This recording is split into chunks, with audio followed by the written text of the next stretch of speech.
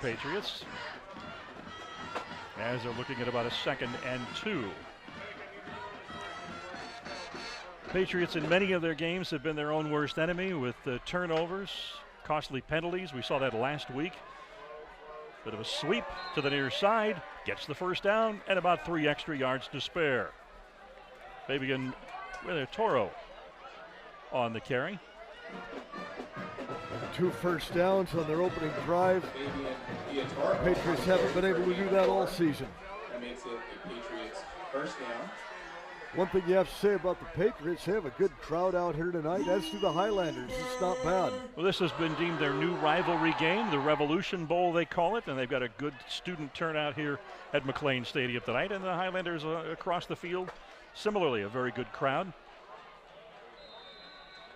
Give going to the tailback, who is across midfield and at about the 47-yard line of the Highlanders, as now Hoover penetrates McLane territory. Well, they'll mark it at the 48. Well, Dan, for so many years, Hoover was a model of stability. Pat Plummer was the head coach for almost 25 years.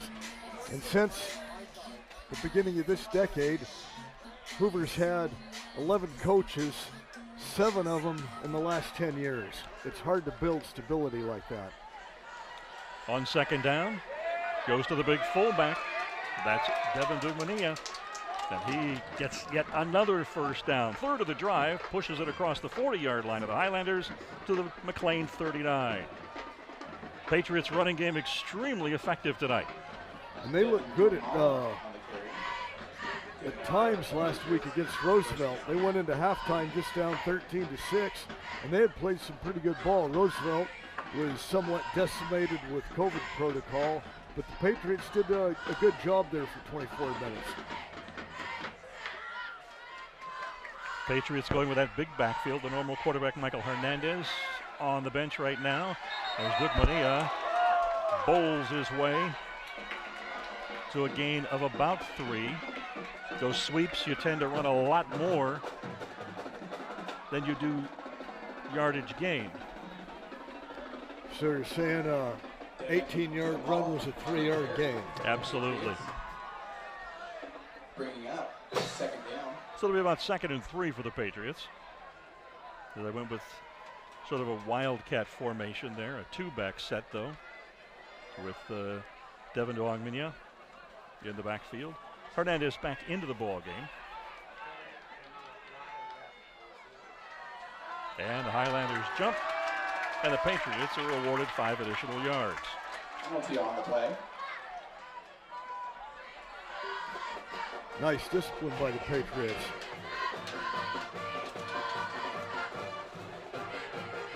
So the kind of break that have throughout much of the season gone against Hoover going in their favor on this opening drive tonight. Great crowd here for the Revolution Bowl here at McLane Stadium. Glad you're with us on CMAC for this season finale of North Yosemite League football.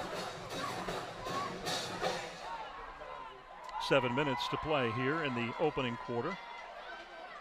And it looks like the quarterback and the running back tripped one another as Dugmania went down at the line of scrimmage, and you're going to have a 3rd and 2 now for the Patriots. Dan, last week we had a blustery, windy night. It was cool. Tonight the flag's laying limp on the pole, and it's 69 degrees. Perfect football weather. It is a beautiful night. There have been some late October nights here in Fresno where in years past we have been trying to see through fog to figure out who the ball carrier is. Right up the middle for a big gain. That is Fabian Villatoro for the Patriots. Takes it down to the 20-yard line, and a 4th first down for Hoover on this drive. Not only that, we had a lot of games that were played in the mud this time of the year. That's true. And now with this nice artificial turf, no longer a factor. Well, they've done a terrific job here at McLane Stadium. Fresno Unified putting in artificial turf, brand new scoreboard there in the east end zone, and running track relatively new here. They've done a great job with this, one of the older stadiums in the city. This is Dugmania out of the backfield, right up the gut. Bowls over a linebacker down to the 10-yard line. And this drive right now has got the Patriots sidelines galvanized. They're whooping it up down there. They had a early lead against Torres at the first game of the season. Those are the only times they've been ahead was in that game. They lost that one late. A couple of fourth quarter fumbles cost them the chance at a win in that season opener. As the Patriots now in a first down situation from just inside the 10-yard line. Duong Mia, the lone back in the backfield, and he's been bowling over everybody, but he's not going to do it there. As the Highlanders are able to bring him down to the backfield for probably a 5-yard loss. That's their first negative yardage play of the night. Ernesto Castaneda Camino on the stop of Devin Duamala. Loss of 2 on the play. Second down. Well, they're going to say it was only a loss of 2. So being very generous with that spot. There's progress was stopped. Hernandez back into the backfield as the Patriots quarterback. He is flanked by Villatoro. And the give goes to Villatoro off left tackle. He's got a seam down to the 2, to the 1. Is he going to get over? Highlanders fighting to keep him out. He punches his way over, waiting for a signal from the officials. Patriots holding up their arms, but that doesn't count. The officials are going to put it down at about the 1-yard line. Oh, he just kept churning his legs, and a little bit of help from his offensive lineman. They were just pushing McLane back. Pate's going to line up very, very quickly. Surprised they don't have the big back in there, but again, they go to Villatoro, and he is over, and a touchdown for the Patriots. Fabian Villatoro on the carry. Touchdown, Patriots.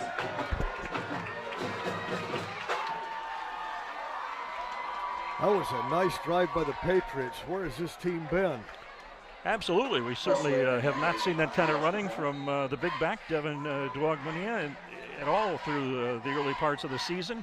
But boy, has he been impressive on this drive. And then thunder and lightning. The big back and then the fleet tailback Villatoro punches it in for the touchdown.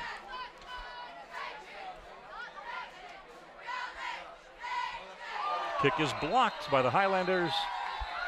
And that's going to leave our score at 6-0 Patriots.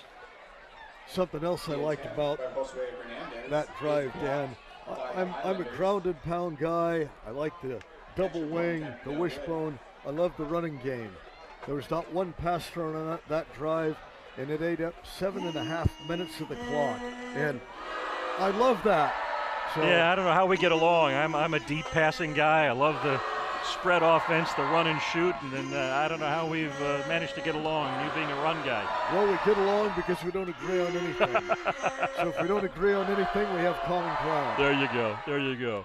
Glad you're with us here on CMAC for our final game of the North Yosemite League football season. Patriots of Hoover and the McLane High School Highlanders, who will be going on offense following the kickoff. Patriots with the impressive drive, punching it all the way downfield, all on the ground, to take a 6-0 lead here in the early going of this Revolution Bowl at McLane Stadium.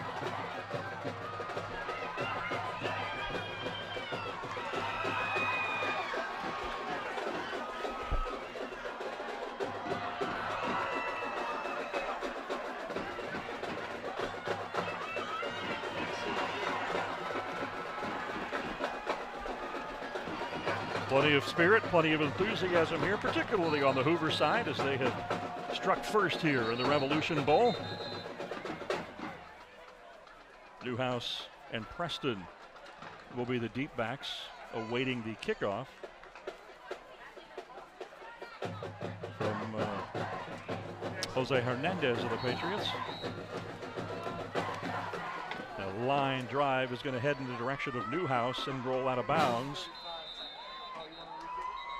To give the Highlanders decent field position at the 35. Ball going out of bounds on the kickoff.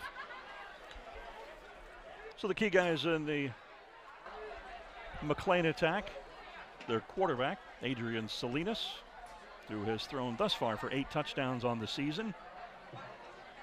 50 of 114, and actually McLane is going to ask Hoover to kick it again.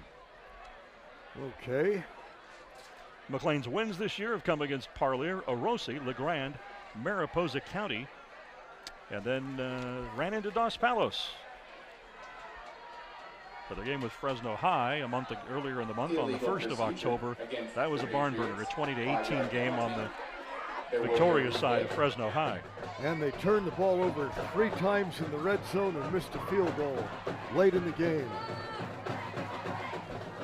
And when you look at McLane's scores against similar teams in the NYL, they gave Reedley, Sunnyside, and Roosevelt, at least they made them sweat. They weren't blown out in any of those games. Particularly last week at Reedley, they were only down 7-0 at the half. They had a lot of chances to tie the game up. Again over toward Newhouse on the far side of the field as he's looking into the center of the field to see if he can come up with a running lane. Evades one tackler before being brought down at the 37-yard line. Only got a gain of a net 2 yards by making Hoover kick it again, so all right, it works out. So the Highlanders offense comes onto the field for the first time tonight. Hoover striking first on their opening drive, marching all the way upfield on a series of runs for a 6-0 lead. Now he's pounding on Hoover a little bit for having some stability problems as coaching. Andrew Pancotti is the Highlanders' 5th coach in 5 years. Similar issues, tough to build that continuity and develop those relationships with the feeder schools in that type of situation. Leaping over the defender, that's Ernesto Castaneda Gabino. And he picked up a couple of yards. Ernesto Castaneda Gabino on the carry, gain of 3 Gets it out to the 40-yard line, so it'll be Highlanders. 2nd down and about 7. Patriots were very effective when they blitzed last week. Well, Roosevelt was down to having only 5 offensive linemen for the entire game, so that served them well. Hoover's going out with just a 3-man front to get things started with 4 backers. On the give, this is Newhouse to the far side, cuts up, and he's in a foot race now with the defensive backs, and he gets across midfield down to about the 38-yard line. Newhouse, just a sophomore, has shown a lot of explosiveness early in the season. And that run alone shows the explosiveness this young man has. Great block, sprang him around the far end. And at that point, it was a foot race. So big first down for the Highlanders. Ball is placed at the Hoover 41-yard line.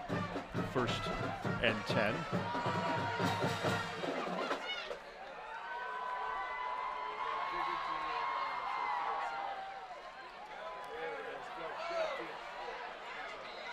Nice pickup there by Ernesto Castaneda Gambino. Camino, I should say. And he's now. That initial fake froze the Patriots line for just enough time for him to get through for a good gain. 2nd down, Highlanders. So 2nd down at about 4 for the Highlanders.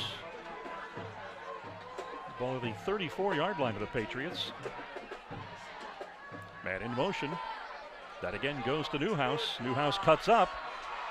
He can get past the defender. Brought down at the 15, 16-yard line. Good job of Newhouse to initially follow his blocks when breaking past the line of scrimmage. He knows when to turn on the speed. He also knows when to be somewhat patient and let the blockers do the work for him. Did a nice job on that run. Making it a Highlanders 1st down. There's only 2 minutes left in this fast-moving opening quarter. That's what you get with a run, quick games. And no passes so far. Schembechler would have loved this. So 1st and 10 for the Highlanders at the Hoover 18-yard line. Then again, ball fake, quarterback keeps it, going up the middle. Salinas brought down at about the 11-yard, maybe the 9-yard line. Dan, I remember years ago, Iowa had this coach, Bob Cummings was his name, and Cummings said his goal was to beat Michigan or Ohio State without throwing a pass the entire game. And he accomplished half of those goals. He didn't throw a pass, but he never did beat either one of them. I wondered what the last time was when a major college program got through a game without throwing a single pass. Funny you should ask that. I believe it was when Kansas upset #1 Oklahoma 23-3 The quarterback was Nolan Cromwell, and they beat him in Norman without throwing a pass. Score was 23-3. Wow. I was going to say, I know it couldn't have been a June Jones coach team. No, in the first. It most certainly was Nobody not. running the run and shoot could ever be accused of that. However, you know, even though I'm totally into the run game, June Jones, Mouse Davis, that run and shoot, that was some exciting stuff. I like that. Absolutely. It was fun football to watch, no question. We were talking earlier before the game about how it would be interesting to talk to some of these guys. Mouse Davis would probably be a real interesting interview. The guy's deep into his 80s now. He would be a fun guy to talk to. I agree. I agree. So both teams back out on the field now.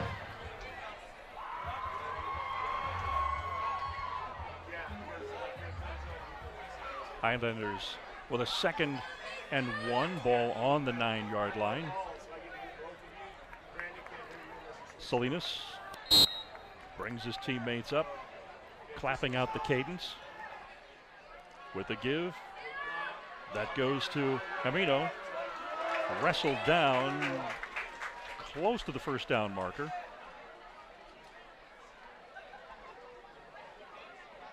Inside the 10, he's going to get He's first got the down first yardage. down. And it is 1st and goal. Ernesto Castaneda Camino on the carry. 48 seconds left in this quarter, and the time is moving fast. Highlanders up to the line of scrimmage with a 1st and goal. Hoover up 6-0 here in the early stages of this game, the late stages of the first quarter. Maxwell trying to get around the end.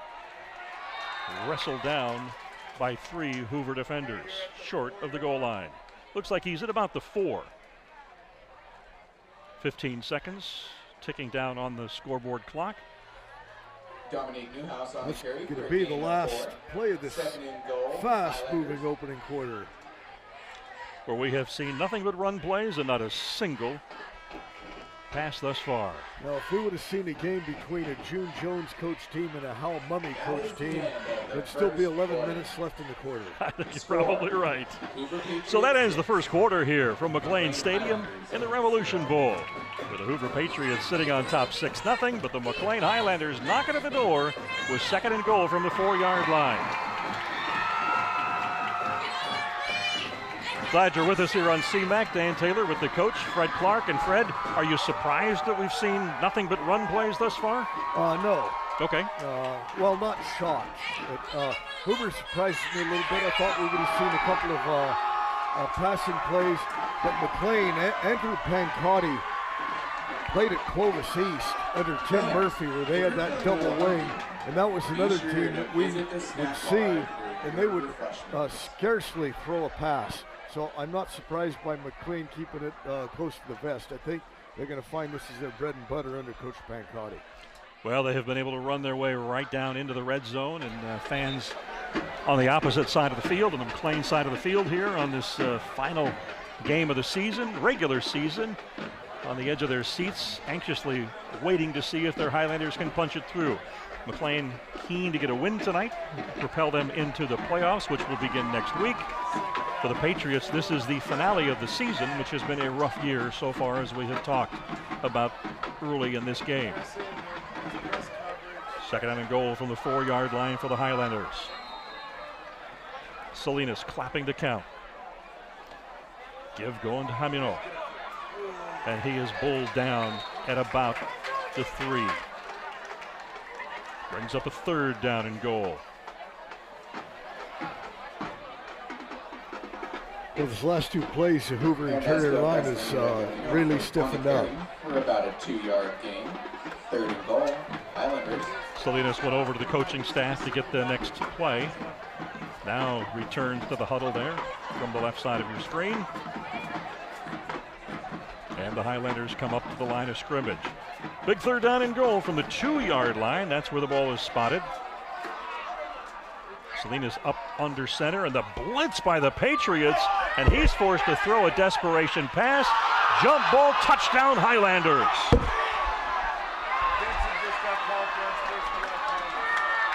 Vincent Theodora in a jump ball over the Hoover defensive back, Isaiah Bell. Touchdown,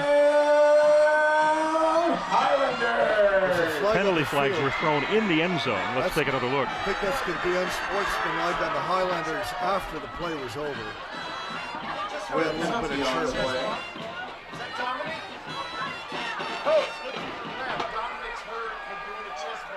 Here comes the call. And indeed, you were right, Fred. And I believe we'll see that penalty on the kickoff. Dead ball foul against the Highlanders. Unsporting conduct. Touchdown is good. So the Highlanders even the score here at 6 apiece. And they're ready for the extra point.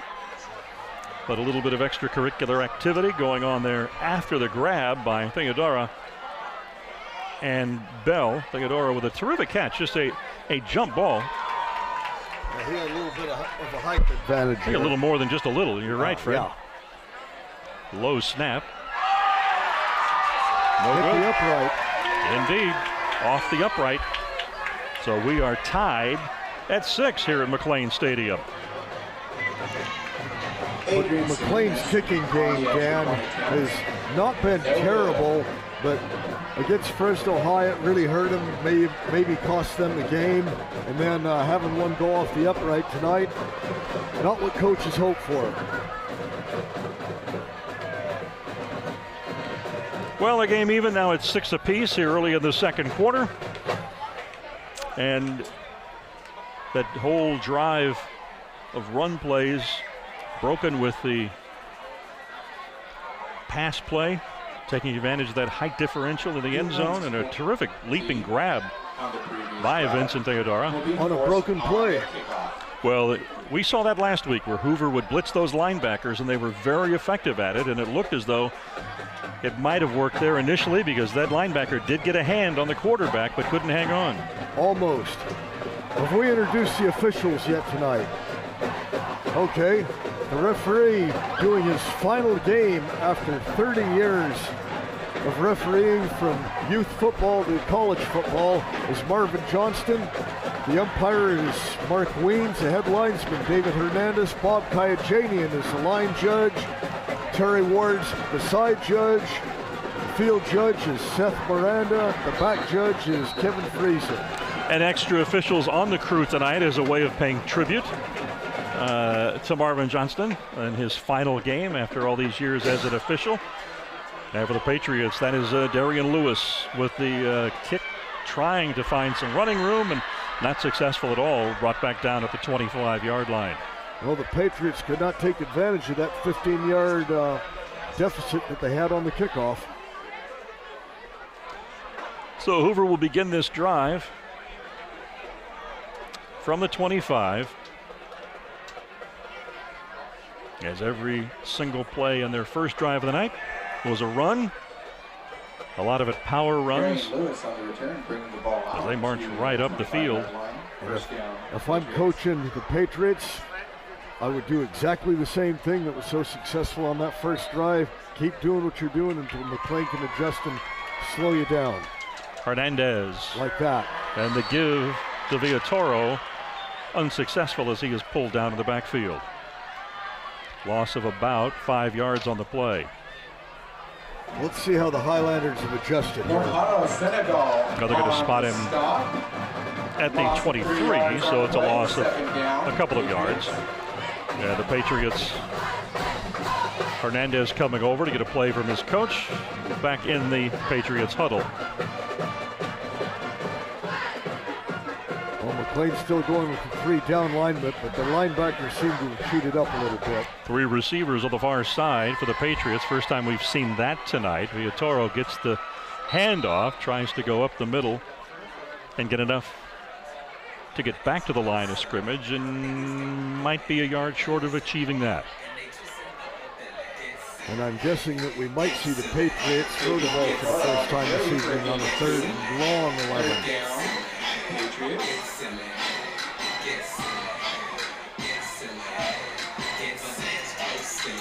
So more than likely we're going to see a pass play here on 3rd down and 11 from the 24-yard line. Hernandez. 3 receivers at the top of your screen. Some towels for when the powder goes up at halftime, so you all have something. So just look for some leadership students. Indeed. Looks like he's trying to set up a screen. He's got it to Villatoro. And Villatoro up the sideline. He's got the first down.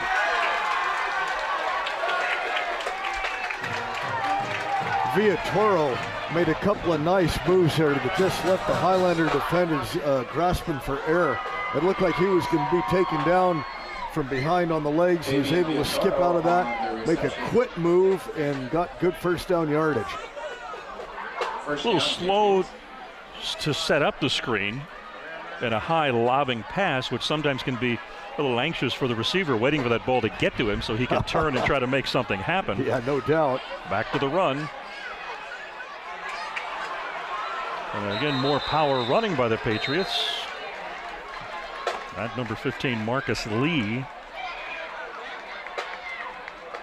I'm not sure. That's a number we do not have on our roster. 2nd down. No, we were close.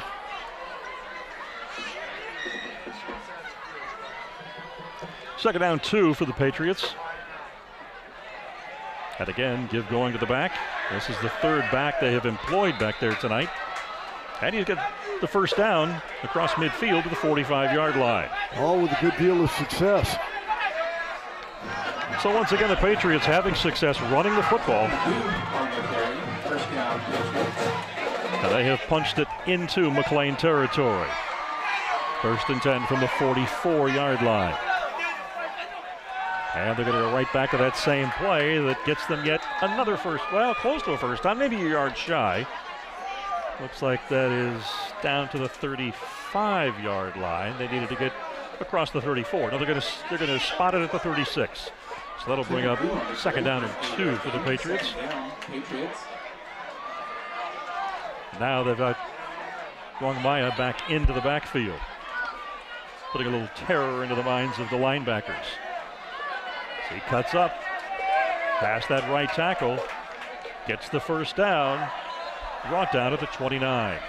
The Highlanders are going to have to be getting to the ball a little bit quicker, and they've got to go a little bit lower on their tackles. They're not going to bring him down with shoulder tackles, and they go right through the arm tackles. You know, there are some coaches that like to, on their stat sheet, denote pancakes. Yep. And I'd be interested to see if they denote pancakes for running backs. Yeah, doing that to defenders. Timeout taken by the officials. And the Patriots are going to gather around their head coach there at the bottom of your screen and discuss what strategy they will employ on 1st and 10 from the 29-yard line. Patriots very impressive running the football thus far in a 6-6 ball game with McLane here in the Revolution Bowl at McLane Stadium. Well, the Patriots offensive line, the first 2 plays of this drive, they got shoved back, and they were not indicative of how they were playing in that opening drive. Ever since then, they've really been firing out. They've been pushing McLane back. And the Highlanders have not shown Hoover any stunting, anything like that would confuse him a little bit. They're doing about the same thing. And, you know, Hoover hasn't had to adjust because McLane hasn't adjusted on defense yet. It looked like on the first 2 plays he had done something a little bit different. Well, they keep Devin Guangmaya in the backfield. And they're going with a 2-back set now in a variation of the Wildcat, I guess you would say, with Guangmaya taking the snap. Ball's on the ground. He has no choice but to dive and smother it. Well, in fact, Dan, he did have a choice. He could have tried to pick it up in a hurry and run with it, and it probably wouldn't have worked out too well. No, that's usually the kind of thing the coaches don't like to see. Yep, protect the football unless it's 4th down. We've hit the 7-minute mark here in the second quarter, a 6-6 tie. Each team on their opening possession, driving all the way into the ground. Hoover running it in for their first score on their first drive. McLane throwing from the 2. Hoover once again keeping it on the ground. They're across the 30-yard line and pretty close to the 25. Big substitutions now for the Patriots, as it looks like we're seeing even some more backs. The young tailback Thomas Washington now in the lineup, and he will actually go to the top of your screen as a receiver, as Dongmaya remains in the backfield out of that Wildcat with a very heavy split. No, usually you'll have wide receivers on, more on this later.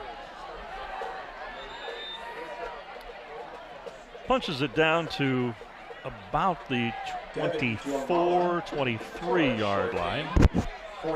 Dongmaya is the pronunciation. I keep botching, and I apologize. When Washington just was spread out, usually you'll have wide receivers often towering over the DBs. It was totally different when Washington went out there. He was being towered over and then did a little bit of a shift. The Patriots looking for a play coming from the bench. Hernandez, their usual starting quarterback, talking with his head coach. Now this is interesting because Hernandez is actually on the field of play, about 3 yards behind the line of scrimmage. No, he is talking to his coach. I was wondering if this is one of those trick formations where a guy will act like he's gone off the field and actually stay there, lull the defense to sleep, and then wind up the intended receiver. That's always kind of cool when that happens. You gotta love a coach that has a bag of tricks. Second charge timeout at the half. So timeout taken. It is 4th and 5 for the Patriots at the 24-yard line. And they are around their coaching staff getting instructions. So after the 4th yacht is when you toss the powder up, okay? Thus far, they have been very successful in third down situations. First time they have faced 4th down in the half. Okay, Dan, I think they're going to have a powder fight right beneath us.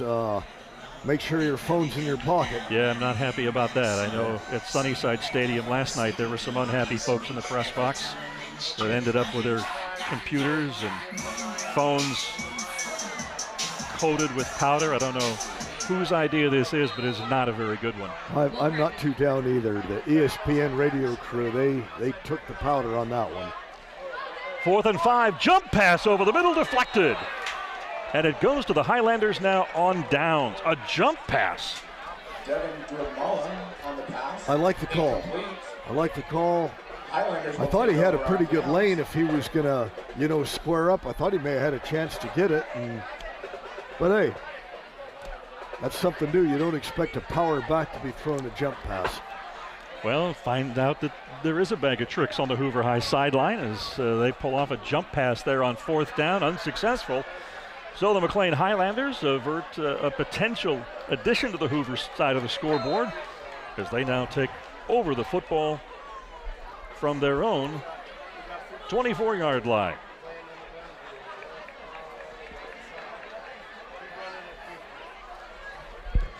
Give going to the tailback, and he's working his way up the middle. I believe that it was a Newhouse. Dan, that was another great drive for the Patriots, eating up time and eating up yards. There's less than 5 minutes to go in this first half, and this game hasn't lasted too long. 4:40 to go here in the second quarter. 6-6 tie in the Revolution Bowl. McLane in the black with the football. Hoover in white on defense. Toss sweep coming to the near side. Following his blockers very well is Dominic Newhouse. And he follows his blockers all the way to the 39-yard line and a McLane first down. And Newhouse was patient again. He, broke the initial line, and he was patient for a block and got, almost first down yardage out of that.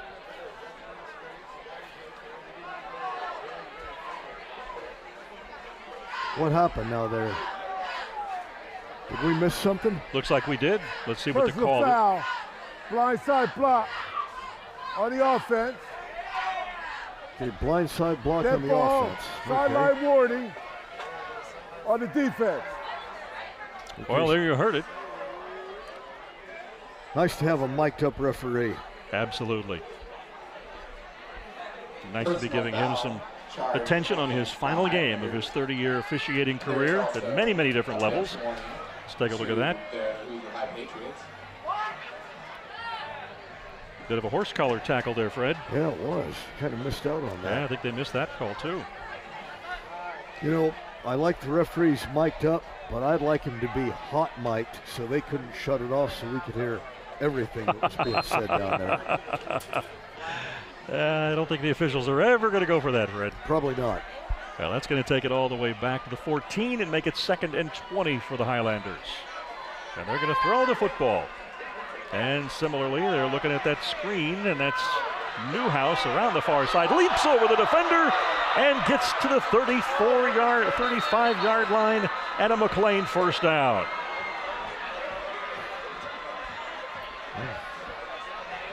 Second pass of the game. Boy, if we can see that one more time. Let's take another look here. They're going to mark him a little bit short. Set up the screen very, very well. And Newhouse was able to get around to the far sideline, leap the defender before being knocked out of bounds. And we've got a penalty flag down, and let's see what the call is.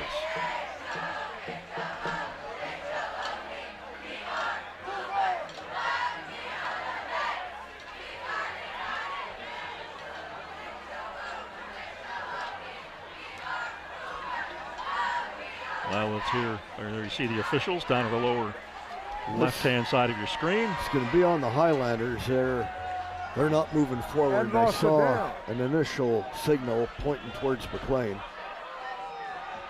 At the end of the quarter, we're going to start passing out the powder to y'all. We're going to watch band and cheer from the other team reform first. We'll be at the end, but you'll get Come on now, Marvin. Let's give us a signal here. You can put the Ziploc bag in your hand or hold the Ziploc. It's his last game. Let's give him some airtime. Fair enough. It's a thankless job that these officials do, and they really do great work, and they do it for the love of the sport. And the money. We have a personal foul, hurdling here, that is declined. We have ineligible downfield on here, that is accepted. Okay, Dan, after listening to that, you're going to have to take over because I'm speechless. Penalties on the play. One penalty. You can't hurdle in high school? We saw it last week. Yes, we did. Second penalty. Yeah, that's a new one on me. The next time, I have no idea if that is an actual rule. I'm going to consult a former varsity coach sitting not more than 6 feet from me right now. Coach Woods, hurdling is not legal? First you know about it? Yeah, first time hearing it. Okay, from the experts we have up here in the booth, they're also unaware that hurdling is against the rules. Maybe at halftime I can go down and get some clarification with one of the officials. And they're marching McLane back even farther. Play began on the 14-yard line. And they are going to move them back, it looks like, to maybe the 9. So let's take another look at it. And there's the leap to avoid the hit. And as you heard Coach Woods, a long-time coach here in the Valley, who is seated next to us here in the booth, working as part of the McLane coaching staff, says that's a new one on him. Deep ball toward midfield. Defender and receiver down. Players screaming for a pass interference call, and the flag is thrown. Well, okay, Dan, I'm going to agree with the official on this. It was incidental contact. He didn't mean to run into him, but he still did.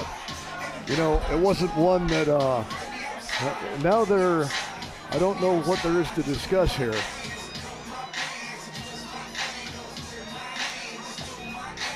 You know, the last 3 plays have taken as long as the entire second quarter to this point. Very true. And We await the call. Here we go. Walking backwards. Hey, Bob.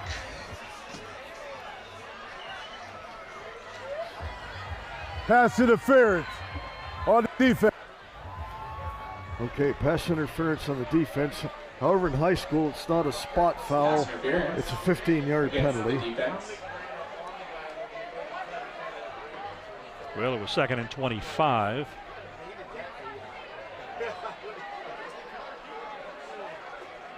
Hoover would play 2nd down. Remains 2nd down. I would like to see that incorporated into the NFL, unless it's just grabbing somebody from behind that's going to score a touchdown. I don't like the spot fouls. Newhouse darts his way across the 30 to the 33-yard line. You know, the Patriots could have had him about 5 yards back downfield if they would have went for the tackle instead of trying to get a fumble. Newhouse rumbling his way for He is a close. 9-yard gain. Very close to the first down. Highlanders. Less than a yard to go, it looks like. They'll go 3rd and 1. Ball placed at the 33-yard line.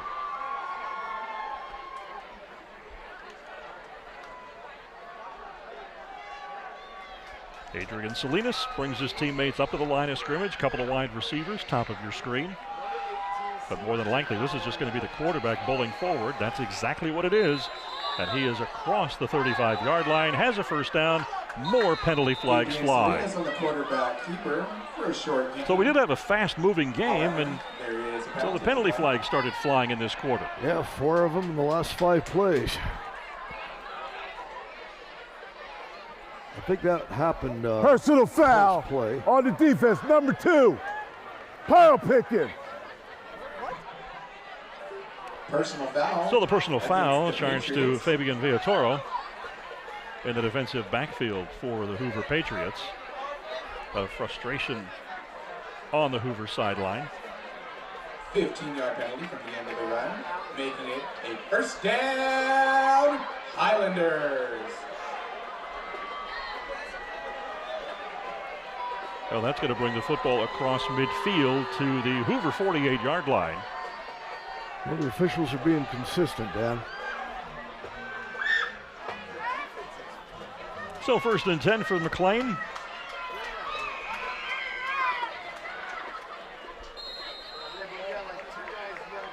From the pistol formation, Salinas with the give. That's Maxwell. Or Gamino, I should say. Brought down at the 20-yard line.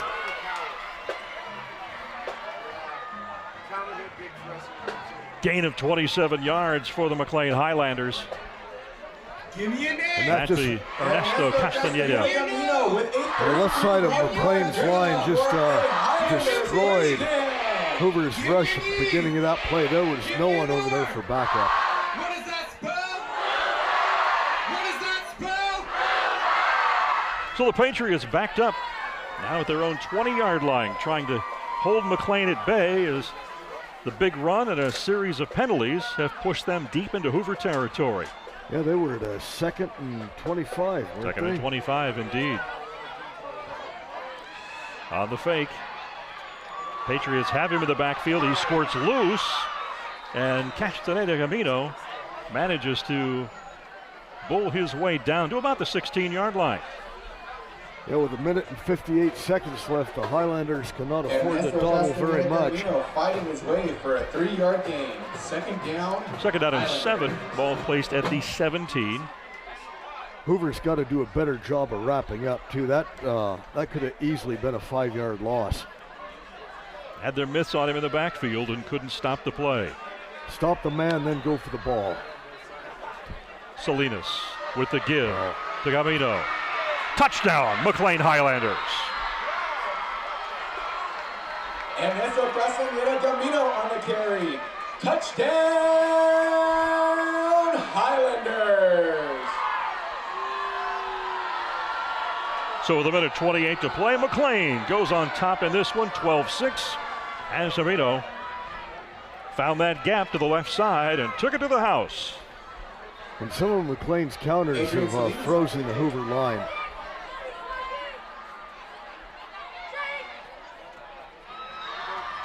Kick is good, and it's a 13-6 Highlander lead now over the Patriots with 1:28 left here in the first half.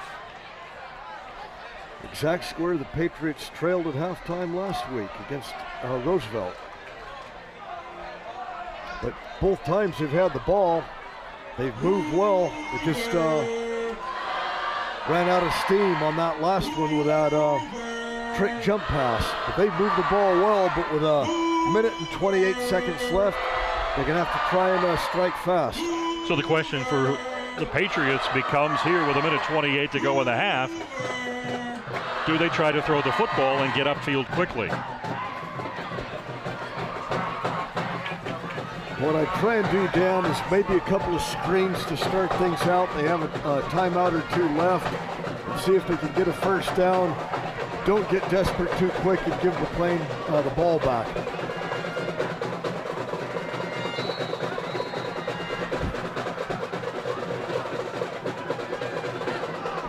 And the kick is going to head in the direction as Duong Maya. And he's got running room out to the 35-yard line. Brings the stands to life here in the final 1:21 of the first half. And Hoover's return team sprints off the field, gives the offense the ball at good field position. If they could get a couple of decent gains on this, then they have an opportunity. But the Patriots have to kick off the second half.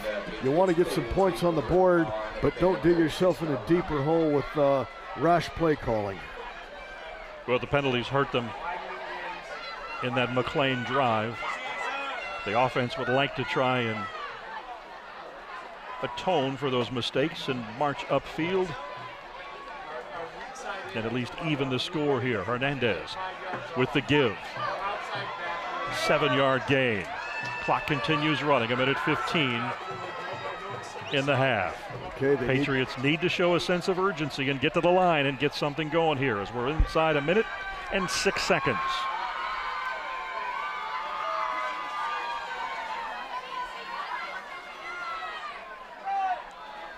Again on the ground. Close to a first down. It looks as though the spot is going to give the Patriots a first down. It'll stop the clock, but the clock continues ticking down. 44 seconds.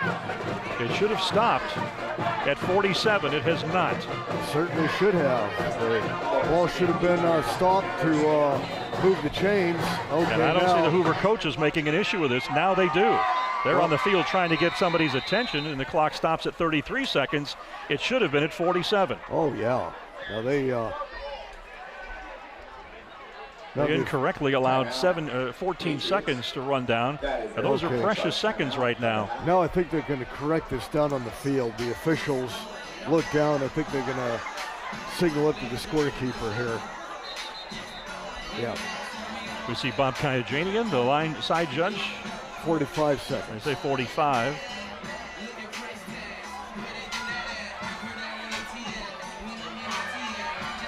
And the officials are asking that 45 seconds be put on the clock. Well, they got it to 35 seconds.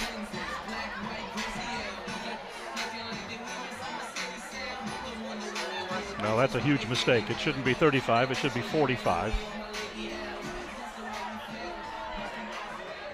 And I know there is a discussion taking place on the field. The Hoover coaching staff talking to the side judge. Wow, they didn't get that corrected. And once again, on the ground, a fake. Hernandez down to the 40-yard line and run out of bounds. Big gain for the Patriots to the 40-yard line.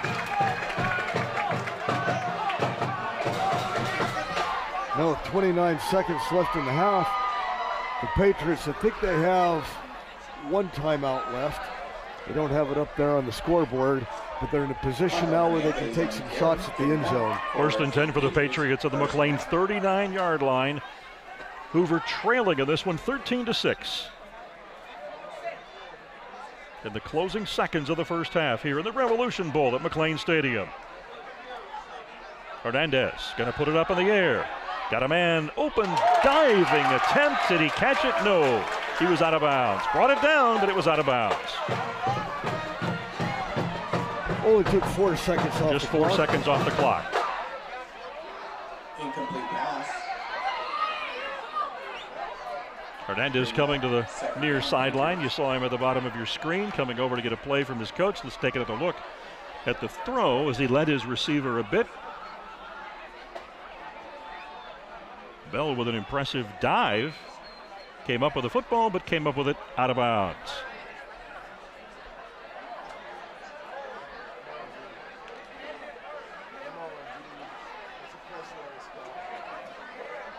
.25 seconds left here in the first half of play. Second down and 10 from the 39. Hernandez to Bell. Incomplete, right through the mitts. Third down.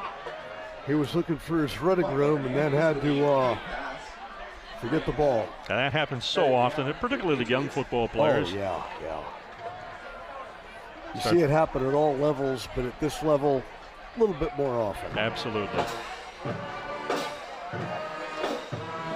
So Hernandez has a play, runs back into the huddle. More than likely, Patriots going to the air. They've got 2 receivers on either side of the interior line. Big third down play. Hernandez throws. He's got his man. He turns it upfield. He's got the first down, and he's brought down at the 26-yard line. Big play for the Patriots with 13 seconds left in the half. Nice catch by Felipe Raya. And Hernandez clocks it.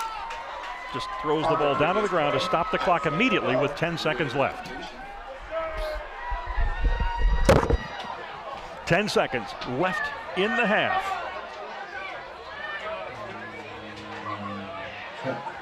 Seems to be a bit of confusion on the Hoover sideline as they are trying to get the right personnel grouping in. They sent 3 linemen on, now they've brought them off.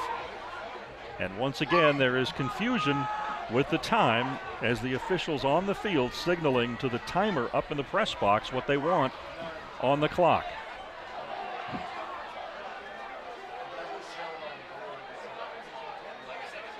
Patriots at the line of scrimmage, 2nd and 10 from the 27. Clock begins.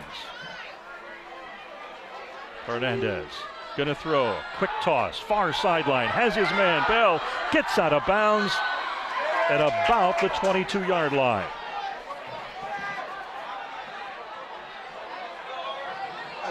Six substitutes coming on for the Patriots. Jose Hernandez will go into the fullback slot. No, they're going to try a field goal. That's what it is. 5 seconds on the clock, and Jose Hernandez is on to attempt a field goal. 13-6, McLane leading.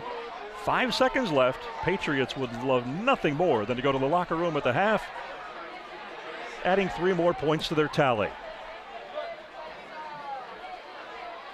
He's kicking it from the 25-yard line. Penalty flags. Penalty on the play.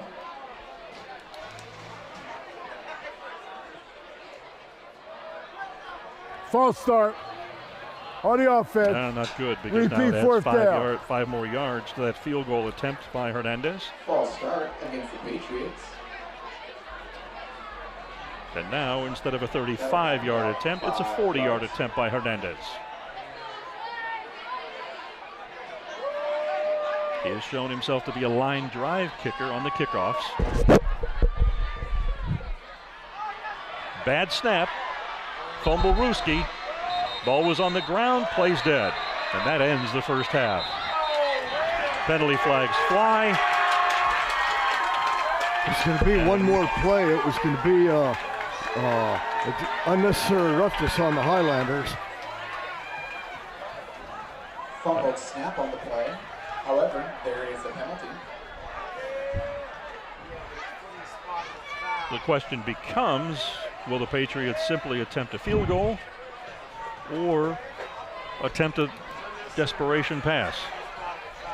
The kicking game has been unimpressive this year, but I'd try it anyway. Dan, I hate to blow my own horn, actually I don't, but how many people do you know that in 8 seconds with an enlarged prostate can run from the press box to the restroom and get back? In 8 seconds of game time. When you get in-depth analysis from Fred Clark, you get a lot more Personal than you foul thought was coming.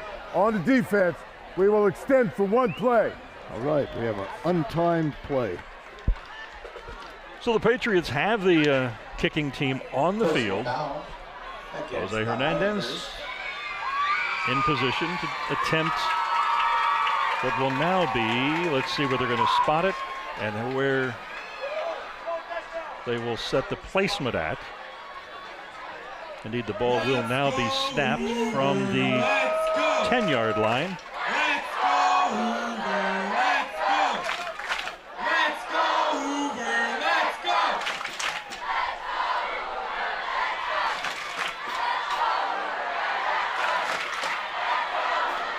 McLane coaches talking with the official, who now comes out.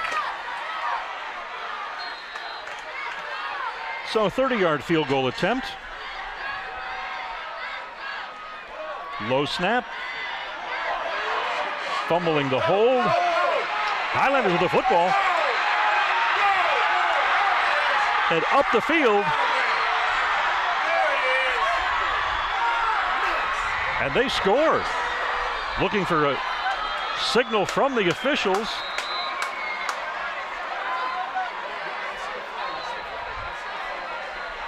I don't see penalty flags down.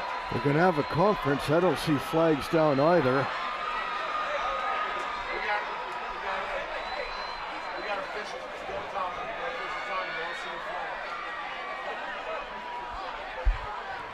The field goal was blocked. They're calling it back.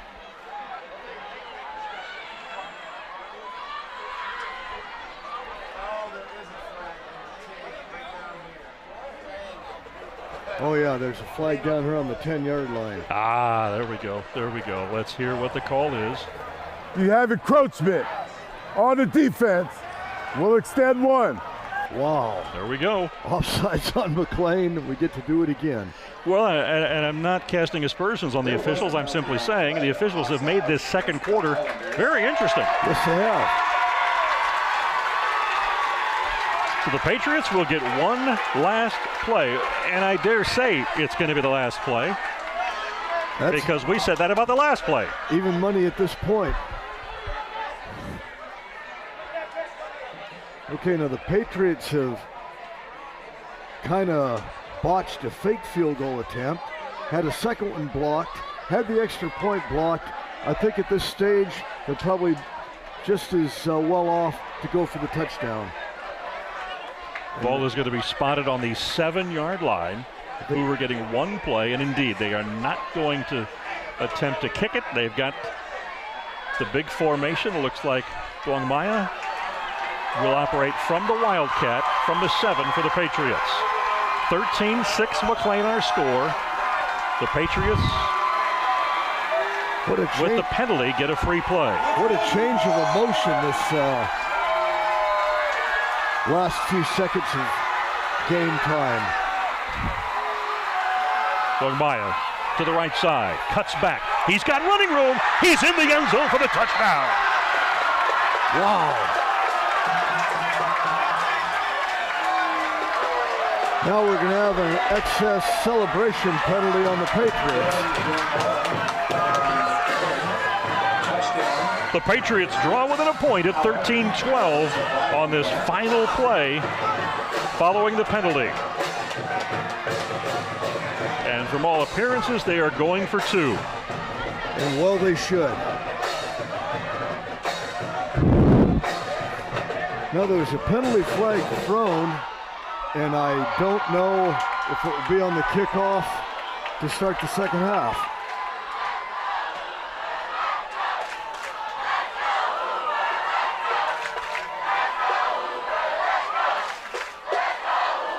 Well, the jumbo package, the players in that jumbo package come off. Okay, McLane's going to take the penalty on the point. Now Hoover's going to have a 17-yard PAT. Touchdown is good. So Hoover is drawn to within a point at 13-12 on this final play of the half. They are now going to line up for 2, but the 2-point conversion will come from the 18-yard line. Touchdown is good. So a dramatic ending to the first half here of the Revolution Bowl. It most certainly is that. As the Patriots with 3 wide receivers at the bottom of your screen. Hernandez looking to throw the football. He's got a man to the far side. Jump ball situation. Ball knocked down. Incomplete pass. And another penalty flag. It's going to be pass interference on the Highlanders. I don't know quite how they came up with that. 2-point conversion. Well, perhaps a replay. Our crew in the truck doing a great job tonight. And they have pulled up some great replay shots. And let's see if they're able to do it once again.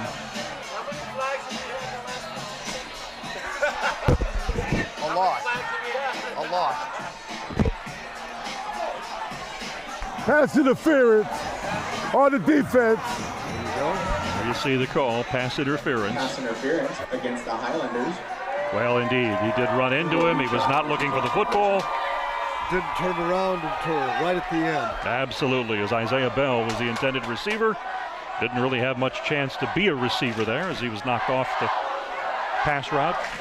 And the Patriots are going to get an opportunity to try that 2-point conversion again. I think they must have called holding instead of pass interference. It was only they only marked off 5 yards. He didn't say pass interference, but they're now at the 10-yard line. I don't get it. Hernandez with the give. And they've got him wrapped up. And that will end a wild first half. As the Patriots draw within a point as we conclude the half. It's 13-12 in the Revolution Bowl here at McLane Stadium. And the horn sounds, bringing this half to a close. Okay, Dan, I'm going to go and see if I can talk to the officials here. So indeed, the officiating certainly changed the tone of this game. You see the Patriots around their coaching staff. And Fred, your thoughts on that wild second quarter? Well, on that one where they had the blocked field goal, the Highlanders took it back for an apparent 2-touchdown lead. And then, well after the touchdown, the officials were standing. I don't know if they knew that there was a flag down there.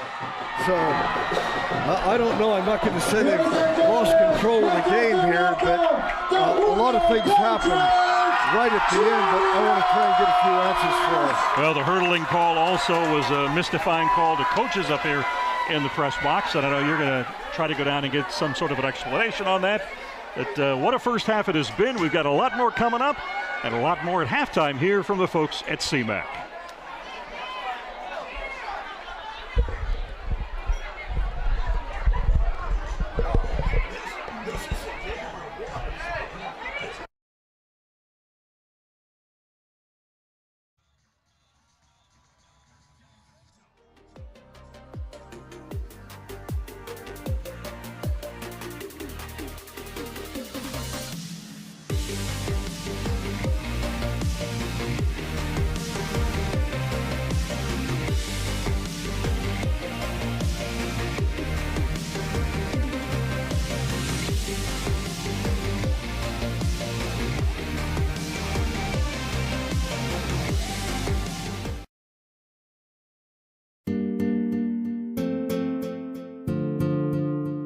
Live production is different because you don't have that leniency of saying, oh, we'll just go back and edit it.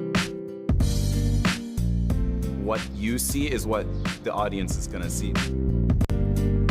It's hard at first because you don't really know what to do, but it's definitely easy to catch on. I mean, you learn pretty quickly. I mean, the people around here are very helpful. It's a team effort, so everyone kind of learns a little bit of everything just from watching and doing. When I show up to a live CMAC production, I know for a fact that I'm going to learn something new. I'm going to learn new skills. I'm going to get better at the skills that I already know. Overall, I'm just going to come out of it better than I was before. On this type of production, team means not only like having a leader there, but also having friends, like multiple friends. Everybody's willing to help you out and listen. The staff at CMAC is really supportive and helpful, and they're also just really friendly in general and really welcoming. Live production is unique because you really only get one shot. You don't get a do-over like in normal stuff with like sets and all that kind of stuff. It's really just like go, go, go. The Fresno Fuego, first place in the Southwestern Division, and coming off a road trip that went about as perfect as you could get. I love video production because of all of the hard work and like determination that it takes, because a lot of people, they're like, oh, I want to go into video production, but they don't really understand that it's actually more work than setting up a camera and pressing record. I like working under pressure because it really motivates me to get things done. My job as a technical director is to push buttons when the director tells me to, and that will bring things onto the screen, like bugs or different camera cuts. I get a lot of the celebrations of the players when they finally make that goal. I get a lot of the corner kicks. I get a lot of like just the on-the-field action that kind of allows the viewer to actually be inside the actual game itself. I love video production because to me it seems like it's one giant puzzle that just needs to be solved. The first time that I saw my replays on air, I felt sort of a sense of accomplishment because I knew that that was me. Can't get it, left foot from Blanco, but it's finally in! The attack continues! And just knowing that I was able to do that and have it look good, it just makes me feel really good. Before I came into live production, I had never done anything that was a live shoot at all. You know, now I'm able to pull cables and run cameras and set up all these other different things. The entire thing is a learning experience. So if you have no experience to begin with, you're gonna come out learning something new, and you're gonna enjoy doing it. To me, CMAC is really a community. I've met a lot of people, like a lot of great people that I think I will still be in contact with after this. Like, if I need to work on something, you still know someone that is interested in the same thing as you are. I will never forget this experience. We all love the same thing, which is just creating media in general. Overall, it's just a very interesting experience, and it's awesome.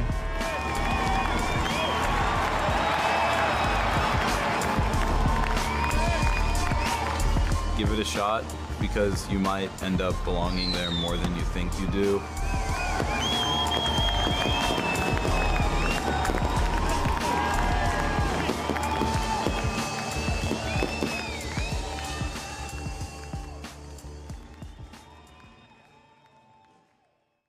What I love about CMAC is that they provide me with the knowledge, the equipment, the space to express myself, to amplify my voice, to share my story. My story. My story. Go to cmac.tv/mystory to learn more.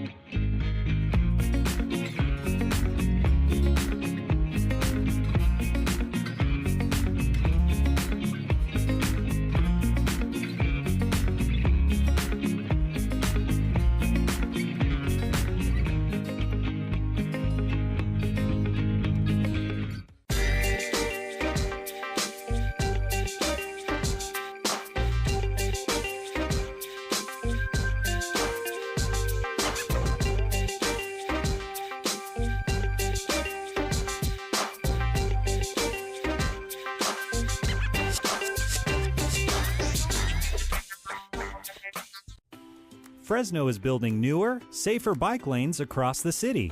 These protected cycle tracks provide a physical barrier between the bike lane and motor vehicle traffic, creating a safer cycling zone. These cycle tracks will instill confidence in riders, yet everyone on the road is still required to obey all traffic laws. Cyclists should still ride responsibly and exercise caution when riding in the protected lanes. For motorists, this means that the roads you've been driving on may be changing. Be on the lookout for new parking, driveway, and intersection changes. For residents and tenants on these changing roads, be aware that mail, trash, and parking locations may move as well. Fresno is excited to provide diverse transportation options to our residents. Sharing the road is easy. Learn more at fresno.gov/BPAC. So, I just moved in with this family, and it's embarrassing.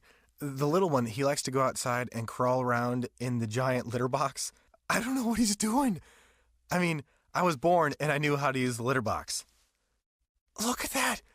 That's disgusting! Oh, poop already! You're making me nervous. Oh, okay, I can't look at this anymore. I really hope he grows out of this, for his sake. Cinderella found the pet that fits her perfectly. Tiana gave her pet the royal treatment. Belle found beauty where no one else did. And you can too. Share your heart. Share your love. Bring home your forever friend. Make a shelter pet part of your world. Happily Ever After begins at theshelterpetproject.org.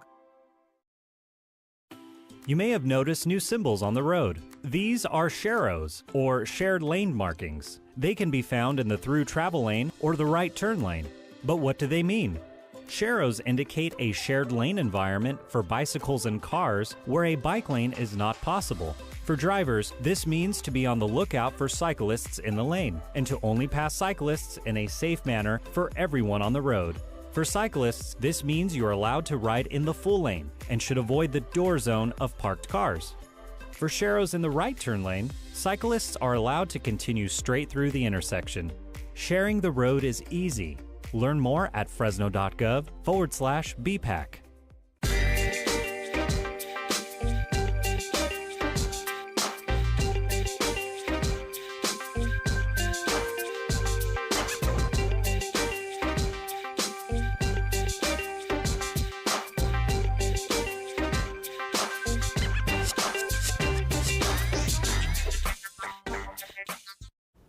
Everywhere that we go, he makes people laugh and makes people smile, and I feel like I have that quality. He's the one who always takes me fishing. I watch golf with him. And I watch him cook, because when I grow up, I want to be a cook too. We have the same faces like this. Dad is the one, when you fall, that picks you up. That unconditional sense of presence and reassurance is really what makes him my father. Can you help me with this? My new dad teaches me all kinds of stuff. Sure. He helps me with homework. That would be 3.6795. Thanks. Yep. He helps me with my decision making. I wouldn't use this one. Ever. And he's even teaching me how to drive. And that's why cars have bumpers. I'm learning so much. You don't have to be perfect to be a perfect parent. Thousands of kids in foster care will take you just as you are.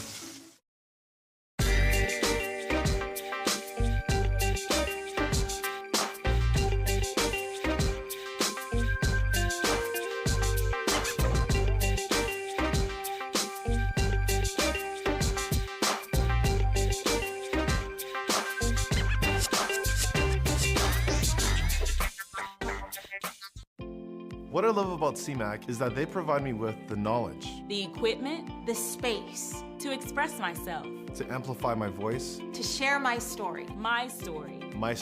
Go to cmac.tv/mystory to learn more. What I love about CMAC is that they provide me with the knowledge, the equipment, the space to express myself, to amplify my voice, to share my story. My story. My story. Go to cmac.tv/mystory to learn more. What I love about CMAC is that they provide me with the knowledge, the equipment, the space to express myself, to amplify my voice, to share my story, my story. My story. Go to cmac.tv/mystory to learn more.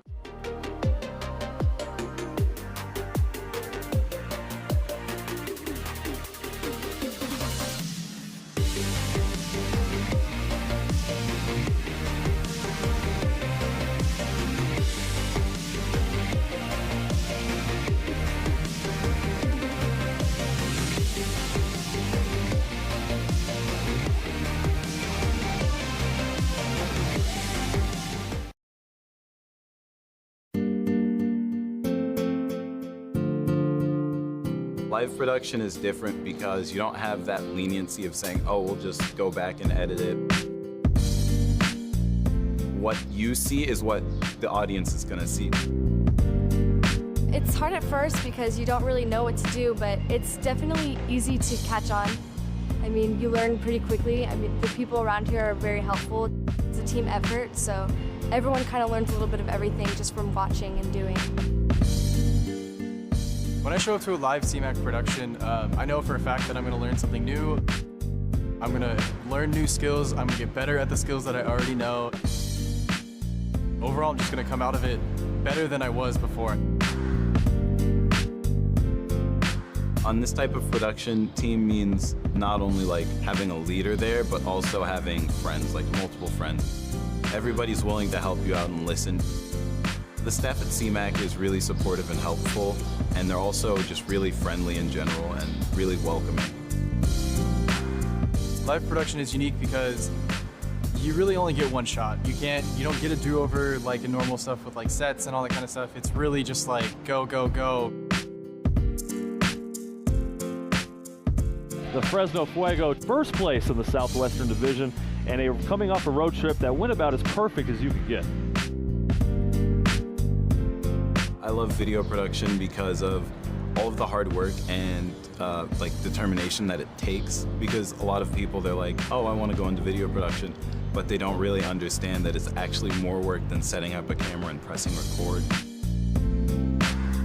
I like working under pressure because it really motivates me to get things done. My job as a technical director is to push buttons when the director tells me to, and that will bring things onto the screen like bugs or different camera cuts. I get a lot of the celebrations of the players when they finally make that goal. I get a lot of the corner kicks. I get a lot of like just the on-the-field action that kind of allows the viewer to actually be inside the actual game itself. I love video production because to me it seems like it's one giant puzzle that just needs to be solved. The first time that I saw my replays on air, I felt sort of a sense of accomplishment because I knew that that was me. Can't get it, left foot from Blanco, but it's finally in! The attack continues! And just knowing that I was able to do that and have it look good, it just makes me feel really good. Before I came into live production, I had never done anything that was a live shoot at all.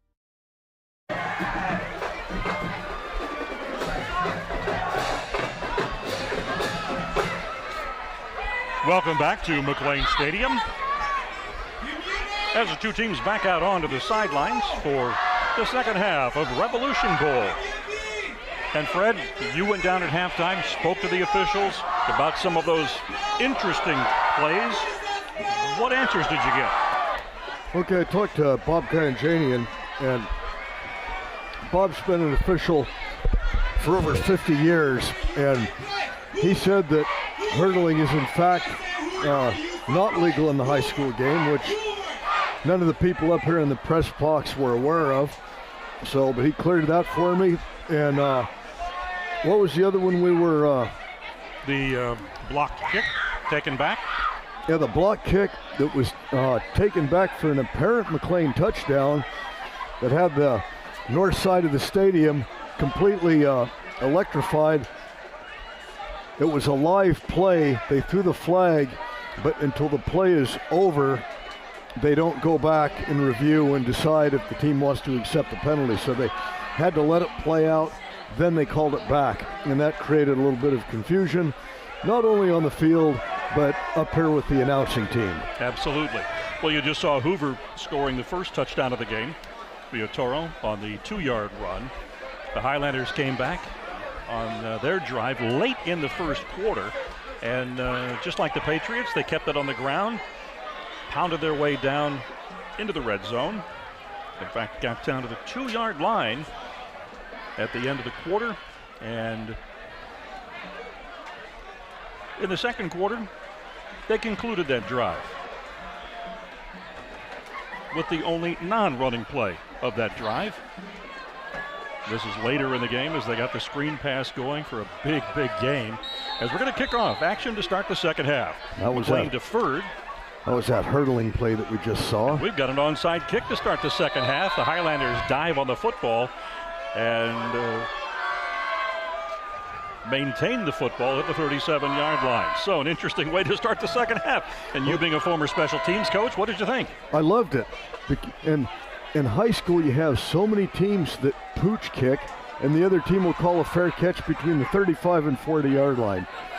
Hoover executed the onside kick, not perfectly, but it created a little bit of confusion. McLane still has the ball at the 38, and the Patriots had a chance. If I were still a special teams coach in high school, there would be lots of onside kicks, a lot of them. Oh, I would love it. I would come to those games, that's for sure. And even variations. There's so many ways that ball can spin. I still think about this stuff sometimes late at night. Okay, Dan, here we go. Let's talk. Glad you're with us here on CMAC for Revolution Bowl, the season finale. Jamino around the far side. Still trying to pick his way through defenders. Has the first down, brought down at midfield, and a penalty flag comes out again. What a surprise. Like something we haven't seen tonight. Yeah, that last 29 seconds of the first half, a lot of flags. Oh, man, look at the red powder across the way. I don't even want to think about it. I don't understand this with these schools. They think it's fun. They don't understand people looking at these games. And we have green powder coating all of our equipment up here in the booth while the faculty members are down there giddy looking at the video of it on their cell phones. We're dusting off up here. We noticed last night at Sunnyside High it was a huge problem. Paul Metters posting on social media his laptop keyboard coated in this dust. I'm really surprised that administrators are allowing this to happen. And encouraging it to happen. Yeah, that's just not really very smart. Yeah, they'll be hearing from us next week. So the ball moved to the 35-yard line. Give going to the back. And that is Jamino once again, and he continues to bully his way inside the Hoover 25-yard line, down to the 24-yard line. Yeah, testing it at Jamino. I mean, he was a load on that one. And he is not slowing down after initial contact. For a gain of about 10 yards, making it a Highlanders first down. So first down for the McLane Highlanders at the Hoover 24-yard line. 13-12 McLane on top. Highlanders attempting to go into the postseason with a win tonight. Patriots hoping to get their first win of the season tonight. A terrific tackle as Fabian Villatoro comes up from the secondary, stops the running back. No gain. Ball remains at the Hoover 24. For no gain. Second down, Highlanders. Second down and 10.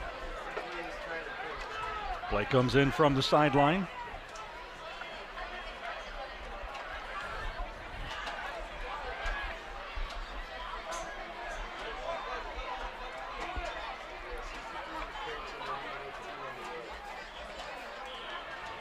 Keeper by the quarterback. He's got about 3 yards down to the 21-yard line. We'll see where the spot is. Initially, he looked like he had a little bit bigger hole to go through there. Hoover closed that fast. For about 3 yards. Oh, Dan, I've got green powder over my candy wrappers up here. I got my phone in my pocket just in time. But smart guy. Yeah, what a mess. I didn't get the binoculars shielded, and so the lenses are now coated in green powder. And they were concerned about the camera lens, getting it cleaned off real quick, too. Third down 7 for the Highlanders. Ball's on the 21-yard line. Up under center. Salinas rolling to his left. That's a tough pass. Overthrows his man or underthrows the receiver who was a few yards farther upfield. And that's going to be a big fourth down now. Yeah, it looked like he had a man open over there, and the receiver underneath got his hands on it and knocked it away.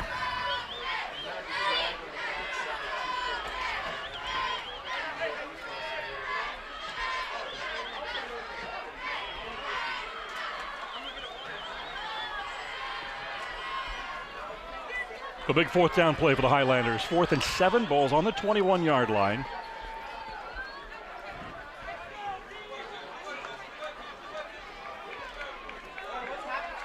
Salinas and Camino in the backfield. Salinas going to put it up in the air. Nobody anywhere near it. And it goes to the Patriots on down. He got hit just as he threw it. Good pressure by the Patriots. And good coverage as well. Both receivers in that area of the field were pretty well covered. So not much chance of something happening there. And the Patriots will take over 1st and 10 on their own 21-yard line, their first possession here of the second half. They closed out the first half in dramatic fashion, scoring and then multiple penalties. Oh, and the Fresno Unified cleanup crew has gotten down here to clean up our equipment. Much appreciated. Patriots now. Hernandez clapping out the cadence.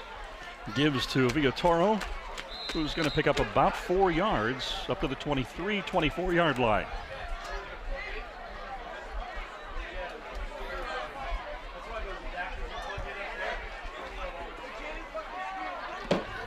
Thomas Washington on the carry.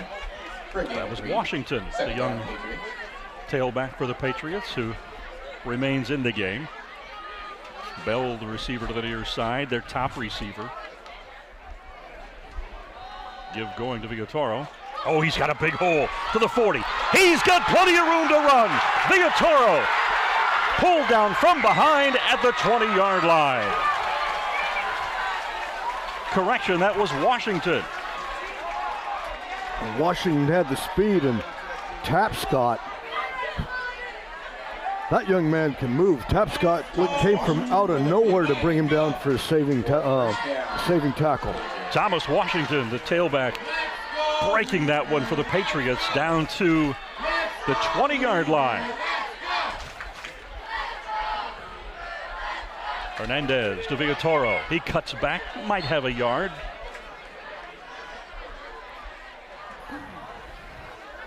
Big run energizes the Hoover bench and puts the football at the 19-yard line of the McLane Highlanders. 13-12 McLane, our score. And Villatoro did a nice little switch right as he was being tackled, which gave him about a yard and a half gain. Otherwise, that would have been a loss. Dornmaya and the Wildcat off left tackle gets his way down to the 13, maybe the 12-yard line, depending upon the generosity of the spot.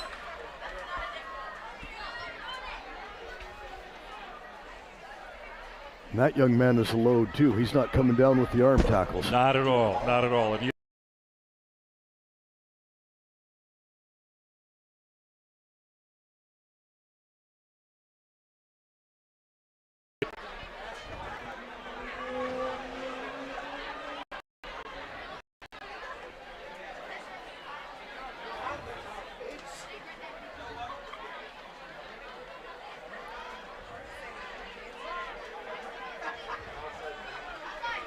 Maya once again to the right side. Still on his feet. Down near the goal line. They're going to spot him at the 1. And a first down. Big play for the Patriots, getting down to the 1-yard line. Operating out of that Wildcat as Hoover knocking at the door and an opportunity to regain the lead in this one. Clovis High has taken a close game against Clovis West and now is ahead 41-21. Not close anymore. No. Unless you and I have a different opinion about what is close. No, close is within a touchdown. Again, Dornmaya now from the Wildcat. Washington, the player in motion. Dornmaya heads to the left side. Bowls his way off tackle. Teammates say he's in the end zone, and the side judges agree. Touchdown, Hoover, as they regain the lead. Devin Wimala on the carry. Touchdown, Patriots. Gets these Patriot fans really fired up, and what happened to the band? The Patriots with their first possession of the second half close it out like they did with their last possession of the first half. Now we're going to have a little bit different formation here for the extra point. A little bit of the swinging gate. Yep. Going for 2. Hernandez sets his man in motion. That's Rea. Bad snap. Ball's on the ground. Play's not going to work. So the Patriots tack 6 on the board, take an 18-13 lead, unable once again to convert on the 2-point attempt. Well, you know, I applaud a lot of the trick plays that the Patriots are trying, but it doesn't look like they've really worked at them a heck of a lot. You know, you can't incorporate a play on Thursday afternoon and try it on Friday night. It's something like you've heard it before, you know, practice, practice, and practice. And you have to get that stuff down, and it doesn't look like they've been firing on all cylinders on the trick plays. Well, the Patriots on top 18-13, 6:19 left on the clock here in the third quarter as they gather around their special teams coach for instructions on this kickoff. The Highlanders drove down but couldn't conclude that drive with any points. Went for it on 4th down, were unsuccessful, and the Patriots with a big 4th down stop, giving them a bit of energy to start the half, and then a terrific 79-yard drive, concluding with a scoring run that gives them a lot of energy to get this half started. I'd like to see another onside kick. We're not going to. A knuckleball bounding down to about the 10, and a Highlander He's player. Down. Not something his coaches would advise, as the ball likely would have gone out of bounds and they would have had it at the 35, but instead they're going to be starting from the 10-yard line. A net loss of 25 yards, and most coaches don't look at that with a lot of sympathy when you make a mistake like that. From your coaching experience, after the final game of the season, do you have film study if you're preparing for the playoffs, or do you just start looking at the next team? In my history, there were no playoffs. So, but yeah. Okay, we'll change subjects here. 6:18 on the scoreboard clock here at McLane Stadium in Central Fresno. Glad you're with us for what is now called the Revolution Bowl, the rivalry game between McLane and Hoover. On the out pass, stopped dead in his tracks and hauled down at about the 9-yard line. Let's go Patriots very aggressively pursuing the football. And the Patriots are playing with like a team with a lot of fire, just like they are right now. They haven't let their record and I mean, they've got a long losing streak right now. I didn't even tally it up, but they didn't win a game in the shortened season last year. They were 0-5, and the year before that, they didn't close too well. But I should have went through that. I didn't. But it's been a long time since they've experienced a victory. Salinas with a give. Garino, and he's maybe going to grab him a yard. Bring up 3rd down, probably about 12.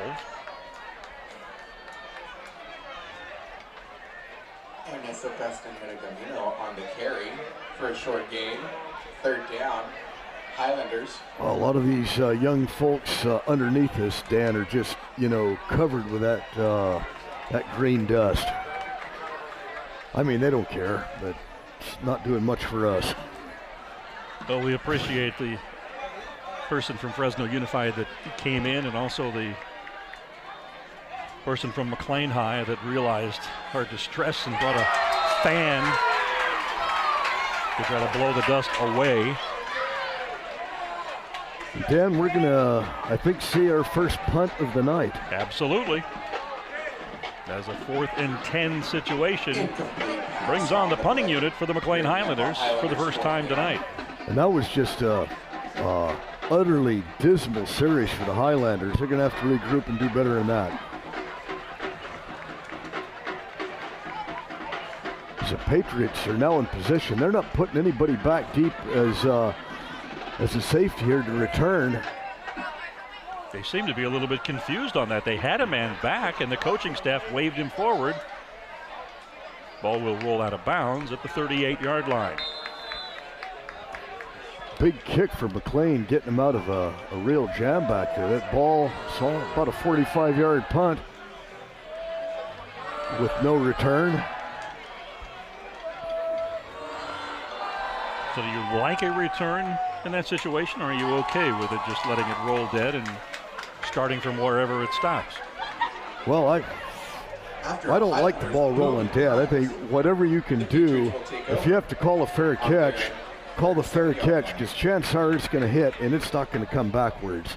And you see time after time, they'll call a fair catch, get out of the way, and it bounces 20 or 25 yards. And you get your best man, best good hands man back there, call the fair catch. Don't let it bounce on you.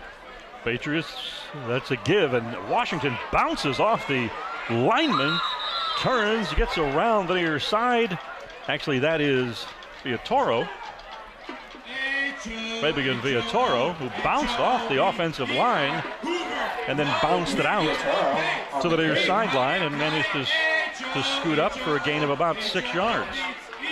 I'm going to give him about 5. Second down and 5. He didn't get as good a spot as I think we would have given him there. He may have stepped out of bounds. That was a nice little run. Villatoro, he's another one. He finds holes or he bounces out to the side and he's got good acceleration. Well, the Hoover offensive staff is certainly running a lot of different groupings out there, a lot of different formations. They have 3 receivers to the far side. They come out here with a little screen, and that is Isaiah Bell, their top receiver, who gets it out near midfield. Looks as though Bob Kayajanian is going to mark it very close to the first down. Let's see, they do signal that it is indeed a first down for the Patriots, so they continue the drive now. Ball placed at the 47-yard line. Now McLane's had an extra down lineman. For Patriots, first down.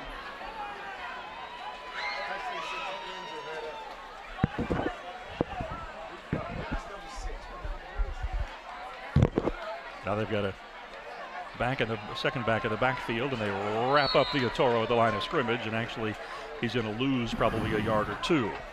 We're inside of 4 minutes to go here in the third quarter. Patriots sitting on a 5-point lead at 18-13 and would love nothing more than to try and extend that. Second down, Patriots. For the young players, giving them some confidence to close out this season and begin probably weight work not too long after, and then get into spring football and summer passing league as they prepare for their 2022 season. Yeah, and hopefully they can keep some stability in their coaching staff. That's what just means everything here. Second down and 1 for the Patriots. Looks like they've got the yardage they needed, courtesy of the Highlanders jumping off sides. Well, the Patriots, I don't think have had a winning season since 2009, which was one of Pat Plummer's last seasons. McLane had a winning season under Pete Joseph probably a half a dozen years ago, and that was McLane's only winning season this century.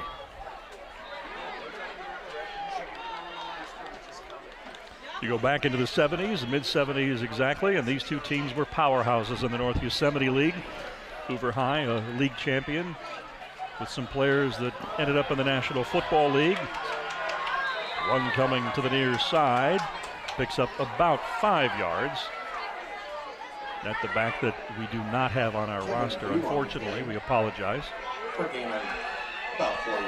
yards. McLane, a terrific club too. I think it was the 73 season that McLane won the North Yosemite League Championship. Rod Kraft, the quarterback, a successful MD in the area. Larry Mucker, a receiver, ended up playing at Arizona State and for the Tampa Bay Buccaneers.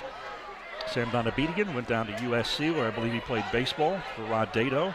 And here we go with that big Wildcat lineup. And Maya. Well, up into the early 2000s, Hoover got to the semifinals and lost a game in the fall out at Clovis West in the semifinals, and they had beaten top-rated Buchanan the week before in another fall game. I remember that, yes. And that was the last Patriot high water mark. McLane, I think in 1998, lost in the Valley semifinals to, I believe it was Centennial at Bakersfield. And they were expected to win that game. They moved it to a Saturday afternoon. And the Highlanders lost that game by 3 points, and they never really came back after that. Marcellus Armstrong and Easter. Fumble on the play. Ball's loose. Yeah, Leroy and Preston Easter, and Chuck Toasty was head coach. That's right. That's right. Chuck did a terrific job. Oh, there was a character, that guy. He was. Good football coach, even a better guy. On the carry, there was a fumble. Marcellus Armstrong played at Fresno State. 13 of 1 yard.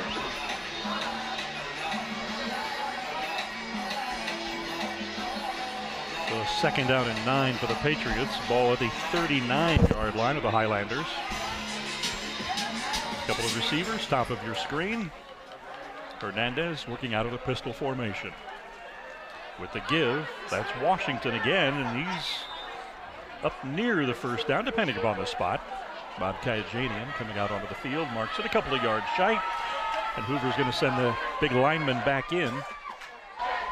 Boy, Washington, for not being a young man of much size, he has no fear going between the tackles at all. He limped off the field, looks as though he may have an injury. Bryant Bell coming on, he'll be in the backfield. Now this is going to be 4-down territory for the Patriots. They're not going to punt when they're down there. 3rd and 3, ball at the 33. You're right, Fred. This is a key play for the Patriots right here, as they've got Don Maya in that wildcat. They've gone heavy to the right side. That ends the 3rd quarter. Well, he just let the clock run down. They're going to be able to have a little bit of discussion about the play on the sideline, and we're going to switch ends for the final quarter of the season. McLane Highlanders, 13. So our score 18-13. Hoover leading, going to the 4th quarter of this, the final game of the regular season. Patriots wanted to close out the season with their first win of the season. And Hoover's not playing at all like a team. It's 0-8. Center of the field, and to the referee wearing the white hat. If you weren't here earlier, you'll know now that this is his 30th year of officiating football. Paying tribute on the field right now. Personally, good friend Marvin Johnston. Yeah, 30 years of officiating. That's a long time. Taking a lot of grief. Football official. Marvin Johnston, the white hat on the field, and you have seen on your screen making the penalty calls. He's mic'd tonight, and it is his final night. He has coached, or I should say he has officiated at many divisions, high school, college, middle school. And even down into youth football. That's great. That's a commitment to the community and a love of the sport. And when you do youth football, middle school, freshman, you have 3 officials out there. And that's difficult, and right now I think it's a tribute to Marvin. They've got 8 officials, and we've had some games this season where they've only had 4. Now that shows the regard that these officials have for him, that we have such a large crew tonight. These guys wanting to pay tribute and be part of his team for the last one. And Maya cuts back up. Going to be short of a first down. Well, the Patriots, I think, should line up and do that one more time and just go straight ahead. Well, they've had success doing that thus far on the night. On carry for a short game. Bringing up 4th down for the Patriots. They got a good 2 yards to go on this, but with the big man there, I'd like his chances. I'm going for the same thing. Well, the ball's at the 32, and they need to get the ball across the 30. Well, and the Highlanders need to stack 8 or 9 men in the box. And they are in that wildcat again, with the power side being the right side. Washington in motion. Here comes going Maya. Now he's going to cut to the left. He's got a seam. He's up near the 30. Well, did he get across? Yeah, he got across. That's going to be the question. And they are signaling that he did get over the 30, and he has a first down. So big play for the Patriots to continue this drive and their attempt to extend the lead. And I like the call the Patriots made, exactly like I would have called it. And McLane, they were in the defense to stop it. Hoover just got too good of a push for him. So first down for the Patriots, the ball at the 29-yard line of the McLane Highlanders, as the players who are part of that jumbo package come off the field. Michael Hernandez, the senior quarterback. Now, the term jumbo package, do you think that might offend somebody's sensibilities? Well, I hope not. That's not what I intend. It's just a term that's been used for quite a long time in football. I know that's not what you were intending at all. Hernandez is going to keep the football. No, it cuts to the right side, and he is knocked out of bounds. Well, the Patriots right now, 10.5 minutes left in the game. They've got a one-score lead, and you don't want to be going out of bounds to stop the clock. Keep running between the tackles, make the Highlanders stop you. They haven't been too successful about doing that all night. 7-9 for the Patriots.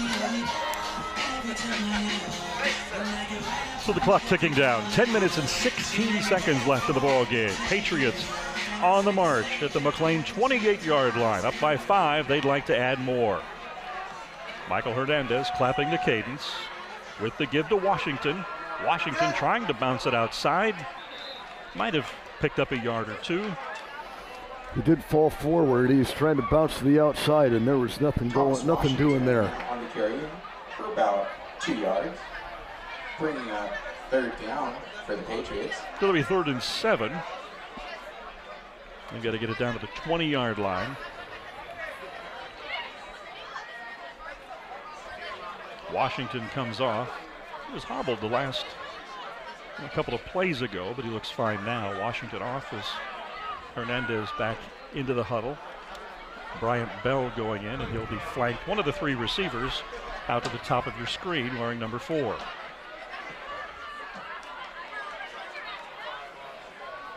Hernandez going to the air. He's got Isaiah Bell to the near side, and he's got the 1st down. It's okay going out of bounds when you can get a 1st down out of it. That pass on the money. He had looked to go to him earlier, led him a little bit too much, made a nice diving grab, but was out of bounds when he was able to pull it in. And Dan, you just can't say enough about the Pates right now. They haven't had to punt all night long. Who would have thought this? Coming in. Hoping you're not jinxing them, Fred. I would hope not. Because I doubt any team's going to punt inside the 20-yard line. No. But they've kept the Highlanders offense off the field, and the last time they were unable to do much of anything. Villatoro off left tackle down to the 26-yard line. That'll be 2nd down. Fabian Villatoro on the carry for a short gain. 2nd down, Patriots. Picks up 4 on that. That'll bring up 2nd down 6. They have really shuttled the backs. Tonight we have seen a number of different backs in the Hoover backfield, a number of different formations. And they're keeping the legs fresh, and McLane's looking fatigued on defense.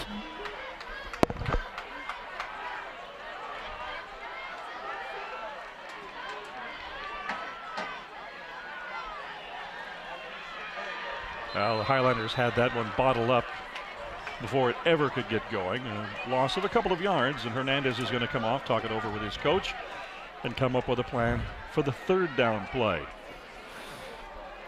Now you're just, I think, Dan, at this point, you're trying to get positive yards, get 7 or 8 yards, and get yourself in a better position.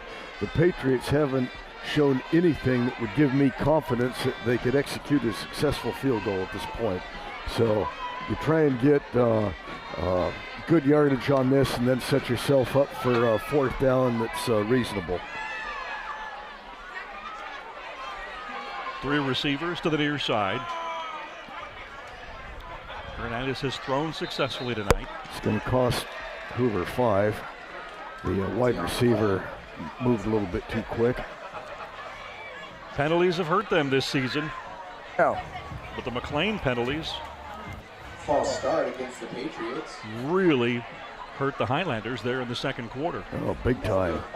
It looked like they were going to go in with a 7-point lead, or at one point a 2-touchdown lead, and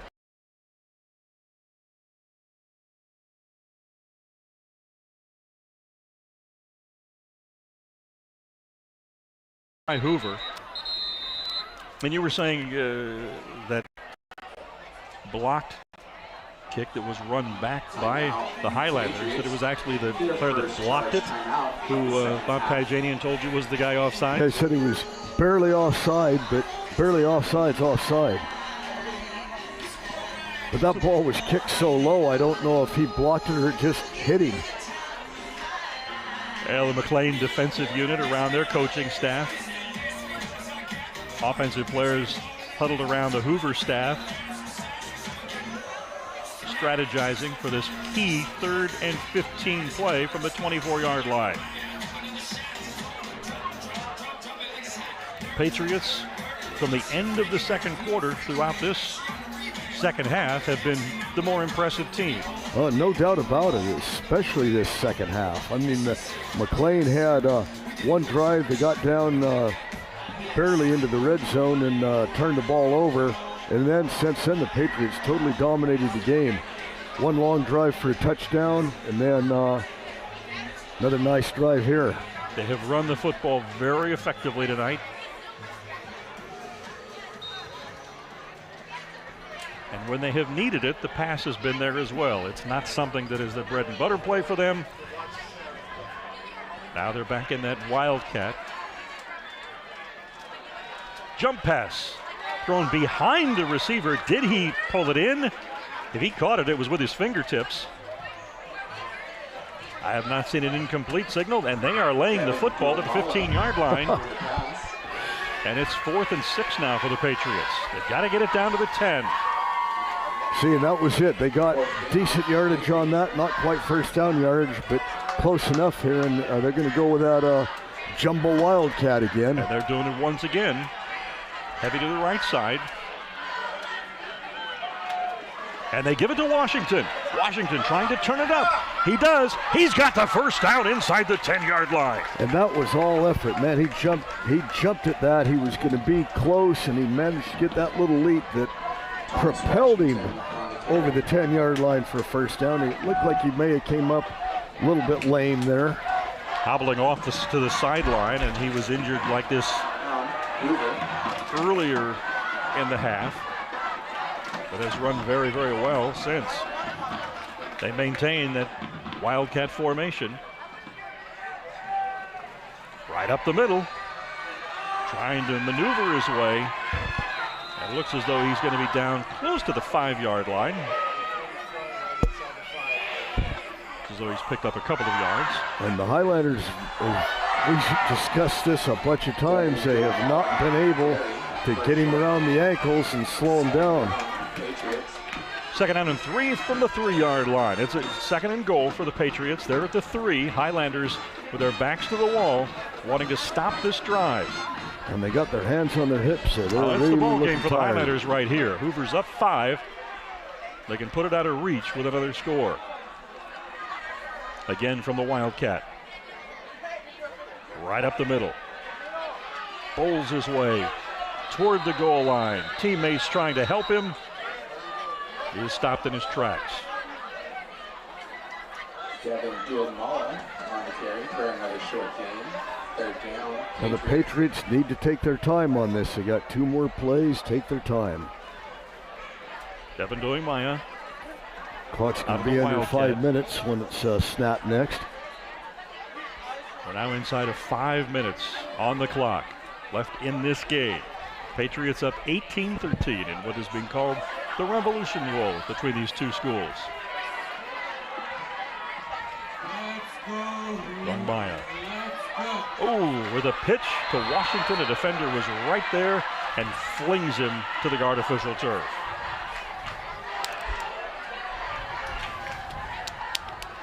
Thomas Washington stopped in the backfield for a loss. So it brings up 4th down. Only the 3rd 4th down that the Patriots have seen tonight. Well, they need to, well, again, I don't have faith in that. Their field goal kicking team, and I don't know. That's why the... I think you've got to go for it at this point. I think you're exactly right. What we've seen from the field goal unit has been difficulties in all 3 segments of it. Bad snaps, bad holds, and low line drive kicks. And that usually is not the recipe for a successful field goal. I did like what the Patriots did there to a point. I never like seeing teams burn a timeout when you have plenty of time to come up with something, but now they've got about 8 yards to go for the touchdown. Seems to be a little out of reach for the wildcat formation, but it's been successful before. Well, the Patriots have not thrown a lot tonight, but when they have, it's worked. And I think this is a perfect situation for them to run Michael Hernandez in there and throw the football. McLane is packing the middle, looking to stop the run. And I think McLane's going to be looking for the run all the way because Hoover hasn't shown any instance to pass in a situation like this. But the Patriots have made some big 3rd and 4th down conversions on this drive. Well, Hernandez is in the game. Duong Maya has come out. So they will be operating from the pistol with Leo Toro in the backfield alongside Michael Hernandez. 3 receivers to the top of your screen. And only 2 defensive backs go out to pick them up. Yeah, the Highlanders need to get somebody else over there. They are clearly looking for the run. Hernandez under pressure, looking, intercepted. And the defender now back in the end zone. He is tackled, and that's a safety. Tack on 2 points for the Patriots.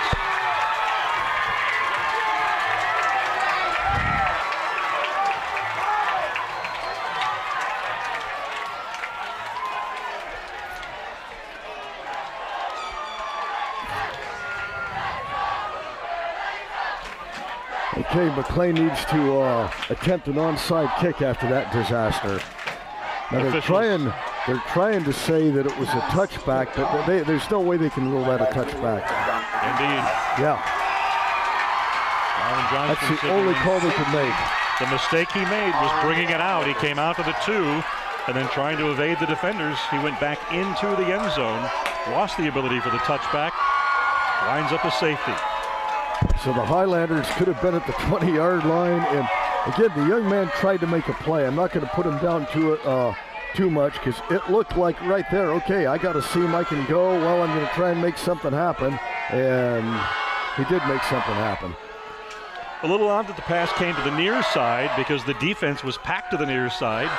You had 3 receivers on the opposite side and only 2 defensive backs.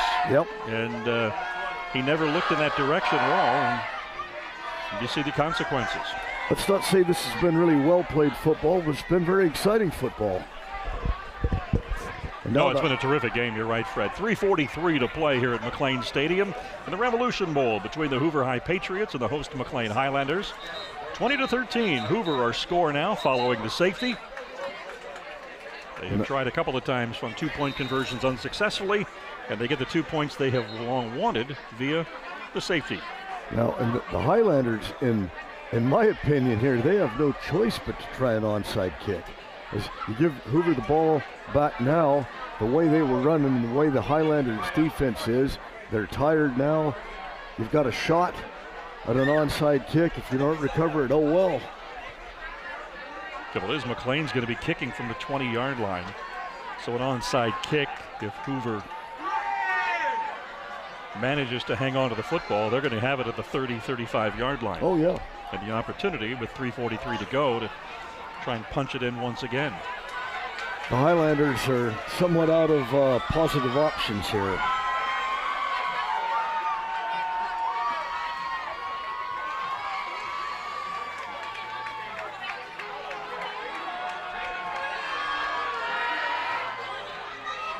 Well, looks like they're going to punt the ball away, which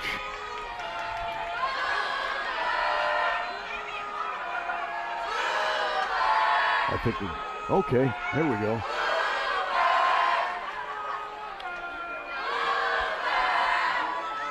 So the Highlanders set it up on the tee. Now they kick it downfield. And the Patriots down it at the 34-yard line. And there was a big thud on the counter up here, and I think that was Fred in exasperation. Yes, you know, the young man fielded the football. He had plenty of room to run. He's going to get at least 10 or 15 yards, and more than that if he can make one of the Highlanders miss. So now McLane is in a position they're going to have to burn all of their timeouts, and hopefully they can hold the Patriots to no first downs and get another shot at the ball. 3:42 on the clock. 20-13, Hoover leading, and the Patriots with the football following the safety that gave them an additional 2 points. Needless to say, the Hoover rooting section directly beneath us, very loud, very spirited. The Hoover bench full of electricity, very excited for the opportunity to close out the season with their first win.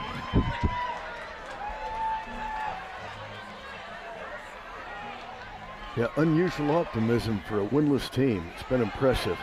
Up the middle. Picks up about 4 yards. And exactly what you do, Coach. You know, you give it to your big train and just go for it. Don't turn the ball over. At this point, Hoover playing with 12 men, the 12th being the clock. Yes, sir. As it's counting down to 3:20. Now, we're not even going to film these idiots.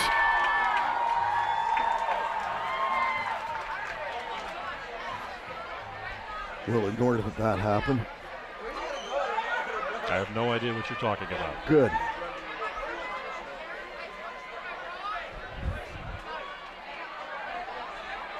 Maya in the backfield, but not in a wildcat.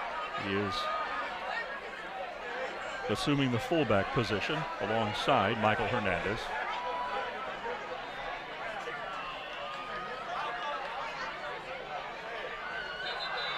And the Highlanders just gave him 5 more yards. McLane defensive players very anxious to try and do something here. Second down. Against the Highlanders, that'll be a 5-yard penalty. And that was just Still second down.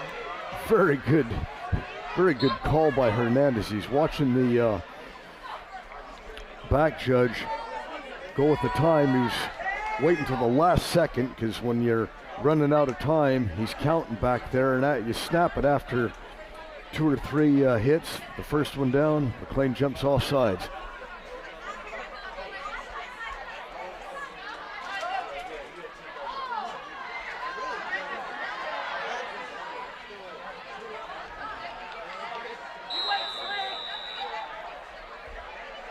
It's going to be a delay game on the Pates.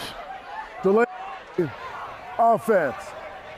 Give that 5 yards back. So they get 5, they give up 5. That'll be a 5-yard penalty. 2:08 on the clock. Still second down. And right now the Patriots very happy to just run that clock down. And the Patriots got a break on the time there. The clock ran again after McLane jumped offside, so another plus for the Patriots.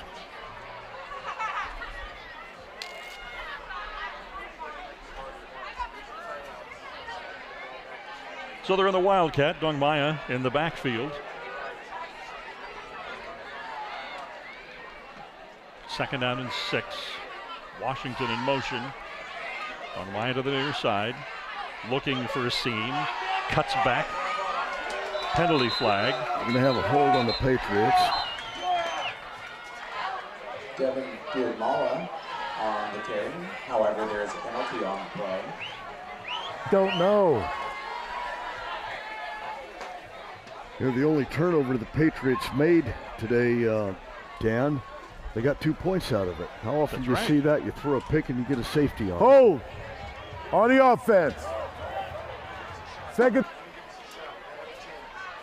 So once again, the penalty yardage marched off against the Patriots. 2:03 left on the clock. 20-13, Hoover on top here. Holding on the Patriots. That will be a 10-yard penalty. San Joaquin Memorial having no trouble with Sanger tonight, 28-0 late in the game, and Clovis is now putting it on Clovis West, 55-28 after just leading at halftime, 27-21.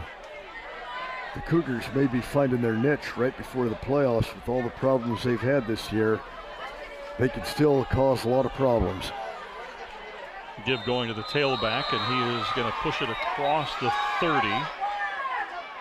Still far, far shy of a first down.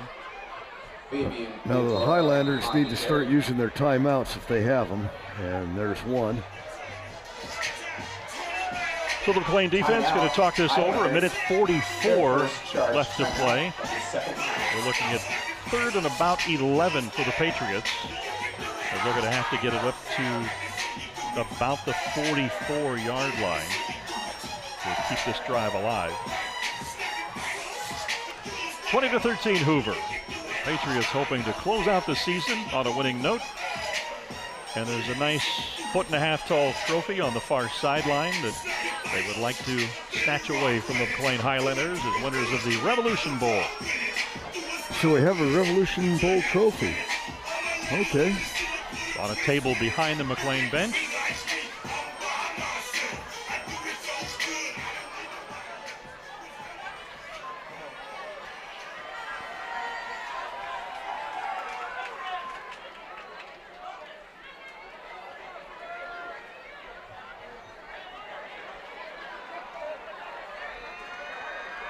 Officials move into position, defenders likewise, and Hoover with 3 receivers at the top of your screen. Hernandez clapping out the cadence. He's going to put the football in the air. And again, he comes to the right side, throws back behind him, missing his receiver badly. And we've got a 4th down now for the Patriots. I didn't like that call at all. You know, you don't throw the ball unless you have a huge chance of a completion at this point. Keep it on the ground. Either make McLane burn one of their timeouts. Second time they had 3 receivers on one side and the quarterback doesn't look in that direction. They were hoping for the object of surprise. Hernandez on to punt for the Patriots. One off the side of his foot, gone out of bounds. Sails over the Hoover bench. And the Highlanders are going to get the football. Let's see where they're going to march it at. About the 44-yard line of the Patriots. Wow. So now with 1 minute and 35 seconds, amazingly enough, McLane still has life. Ball will be placed at the 41-yard line. The Highlanders will take So the Highlanders with an opportunity here. 41 yards. With 1:35 to go. They need to come out with a sense of urgency. Officials have blown the whistle. Hoover waiting, and the Highlanders still around their coaches. And now they come out.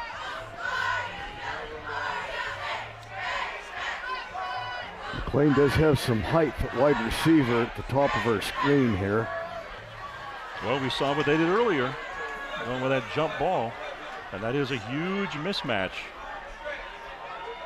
Vincent Tegodara going with a reverse.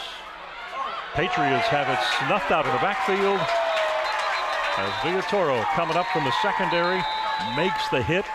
A loss of 6 yards, a disastrous play for the Highlanders, and Hoover played that perfectly. And McLane calling yet another timeout with 1:28 left on the clock. Okay, the Highlanders have 1 timeout left, and I don't really understand that play. Obviously, Hoover was waiting for something like that. It looked like maybe they were expecting a little reverse pass. That was what, a loss of 7? 6.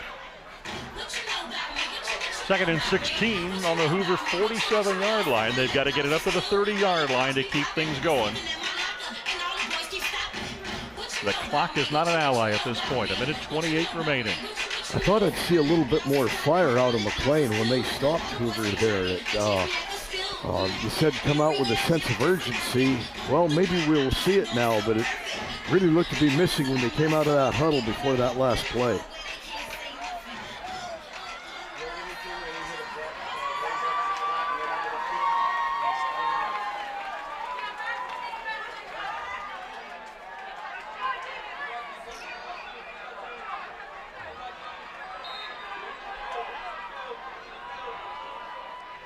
Oh, ball rolls on the ground. Salinas in a mad scramble, flings it away incomplete. That was the best play he could have made at the time. Not the time of the night when you want to have a bad snap like that. Now 3rd and 16 with 1:23 to go. How much time seemed to elapse on that scoreboard clock there?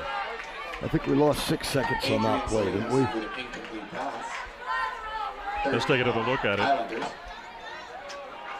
That snap just never got off the ground. And Salinas now having to scramble. Yeah, he was lucky he was able to pick that up off the ground and just get rid of it.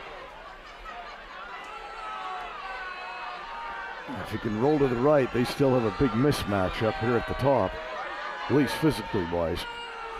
And he's going in that direction, looking for Theodora. Jump ball attempt. Did he come down with it? Yes, he did. Theodora with a catch over two Hoover defenders for a first down. With a catch for a first down. Ball spotted at the 15-yard line with 1:17 on the clock.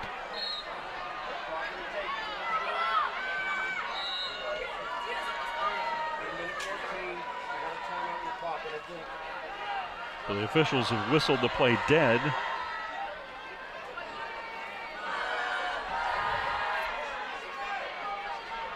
A little puzzling there. Yeah, with 1 minute and 14 seconds left, I would have been a little bit, more hesitant to waste a play like that. Second and 10 for the Highlanders after clocking the football. And you wonder, since the jump ball tosses to Theodora have worked so well, if they will give it another try. Salinas up under center. Hoover takes a timeout. Patriots with a timeout here. 1:14 on the clock now. Coach Piero saw something there that he didn't like very well. That is their final charge timeout of the second half. Patriots sitting on a 7-point edge. 1:14 remaining in this Revolution Bowl game between the McLane Highlanders and the Hoover Patriots. Glad you've joined us here on CMAC. Our compliments to the students from McLane High School who have been working on the production crew tonight. Terrific job all. Thanks again to the crew from CMAC. They've been the best to work with. Great fun. Terrific guys. Caesar, you and the team, all you guys out in the truck. Outstanding work. And the money that they pay us to do this, Dan, you just can't say enough about that. You got your dozen Reese's Pieces tonight, or Reese's Bar Cups, so what are you complaining about? Food, drinks, and candy. There you go, there you go. Hanging out with you, Fred, it's worth its weight in gold. Thank you, Dan. That is meaningful. Highlanders coming back out, lining up over the football with 2nd and 10 from the 15-yard line. 1:14 on the clock. Hoover clinging to a 7-point lead that the Highlanders would love to erase in the final seconds of play. Salinas rolling left, has a man into the end zone and deflected away by Bell in the Hoover secondary. He had some running room too. He may have been able to get first down yardage on that. Brings up 3rd and 10 from the 15-yard line for the Highlanders.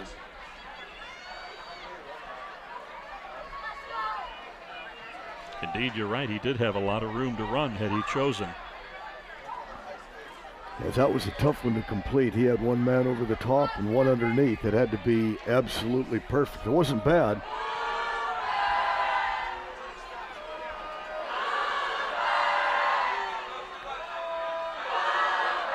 Salinas from the pistol. We've seen him up under center. We've seen him in the pistol formation. McLane, and a penalty flag. Dead ball. An illegal procedure. False start on the offense. 3rd down. There's your call.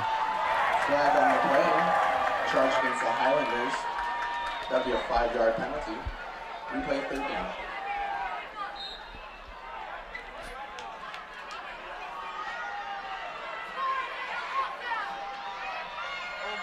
Oh, another high snap, throwing into the end zone. He's got a man wide open. Touchdown, Highlanders.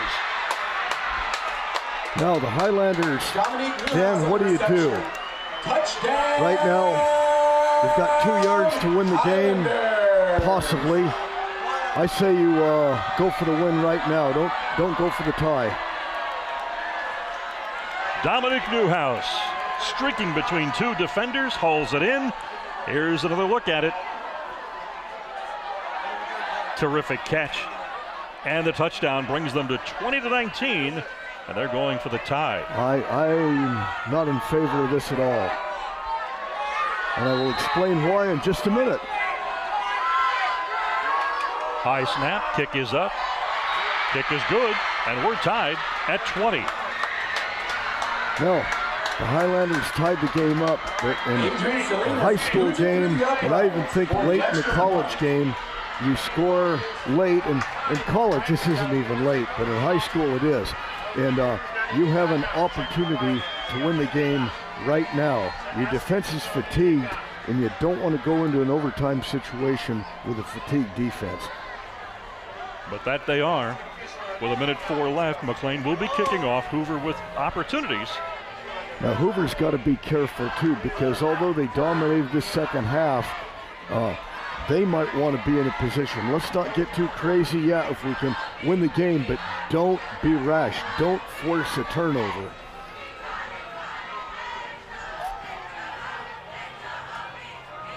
Well, it's got to be utter demoralizing for the Patriots. Well, the Patriots will have Fabian Villatoro and Darian Lewis deep.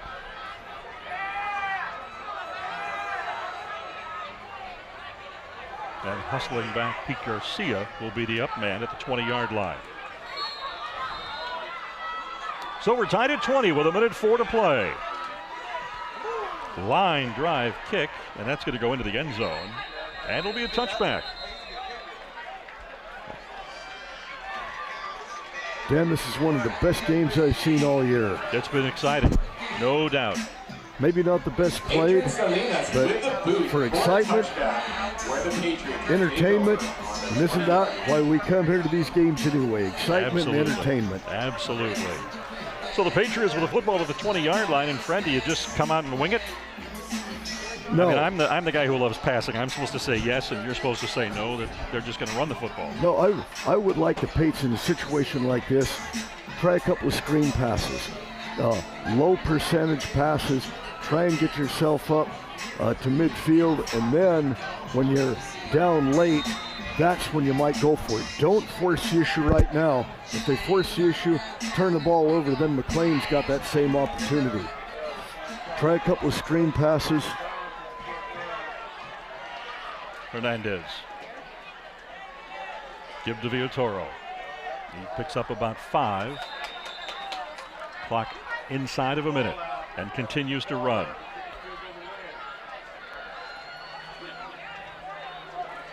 Fabian Villatoro. 50 seconds left as the Patriots are up over the football. Having to give to Villatoro. Oh, this is Washington. Yeah, this is one of the things. I'm kind of going back on myself how I love the running game. I don't think they should play for ties. So the first down stops the clock, gives the Patriots a little bit of breathing time to get a play in, catch their breath, get back up to the line of scrimmage. Hernandez with Villatoro alongside of him. 3 receivers at the bottom of your screen. Rolling to his right. The throw through the hands of the intended receiver, incomplete. We're at 30 seconds. And those are the ones that really have to concern a coach. If you're going to throw, you may either want to go real deep or throw a screen pass, something like that. You're not going to get much yardage. You're going to go out of bounds. The clock's going to stop, and it's pretty much a lost play. 3rd and 4.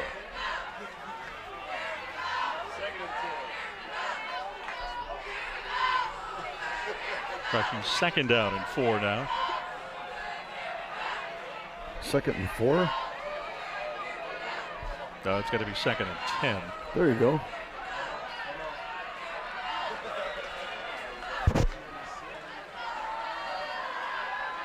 Throws to the near side. Bell. No, Bell has it. Complete. Pushed out of bounds at the 36.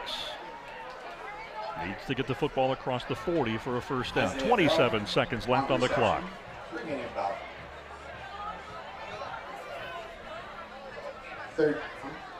One thing that's kind of cool about high school overtimes, you go from the 10-yard line too. What do you think of that college after the second overtime? everything. Yeah, they changed it this year, Yeah, didn't they? yeah, you get one play from the 2-yard line until somebody wins. Indiana and Penn State last week took them 9 overtimes. Illinois. And Illinois, they said they felt like every one, the coach said felt like he was going to have a heart attack on each play. I really enjoyed that game. Pass incomplete. But now it's 4th and 4 with 21 seconds left to play. Incomplete pass, bringing up 4th down for the Patriots. 20-20 with 21 seconds left. And now the Patriots, with only a few seconds left, will have their first punt of the night. And what I'm going to do now, if I'm McLane, I'm going to put one guy back and rush 10 men. Go for the block. Coach Pancotti is not listening to me, but that's what I do. Send the house. Let's have a good snap. High snap, but it works. Nice kick.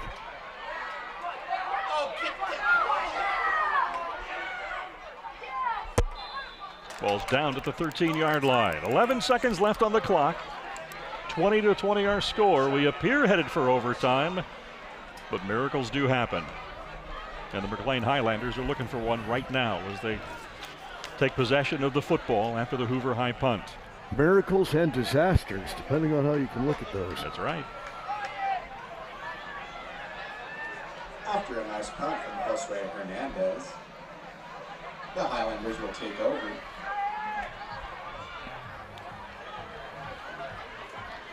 On their 13-yard line. So the Highlanders take over at their 13-yard line with 11 seconds left on the board. 20-20 our score. Overtime looming here at McLane Stadium in the Revolution Bowl.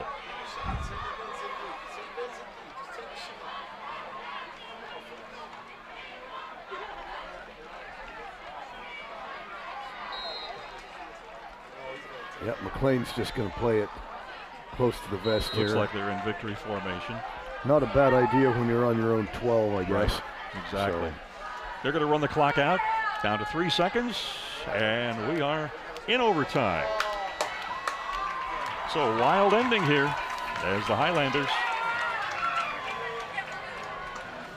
managed to score with 1:04 remaining to tie the football game at 20 apiece. At the end of regulation. And we're going to overtime here.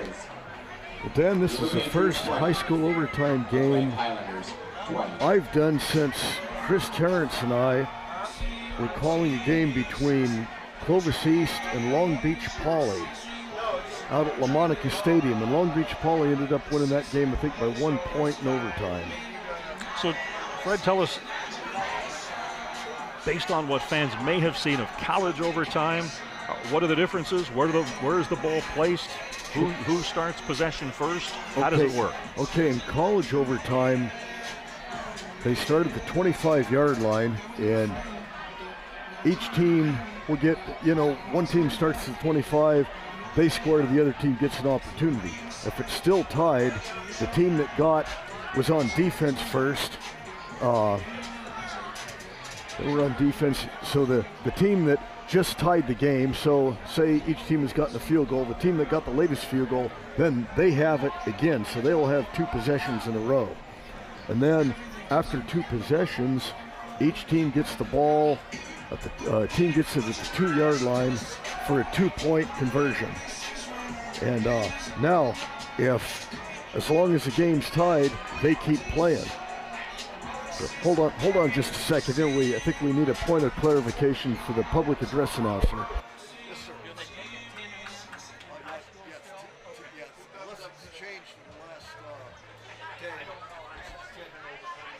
So the officials head to each sideline to brief the 2 coaches as we get prepared for the start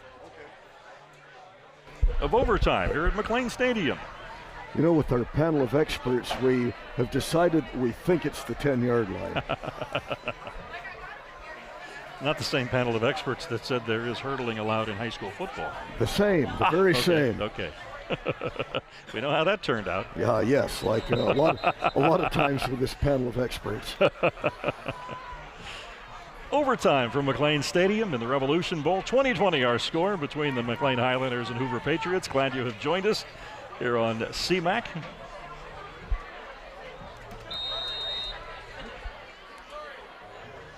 As the captains now come out to the center of the field.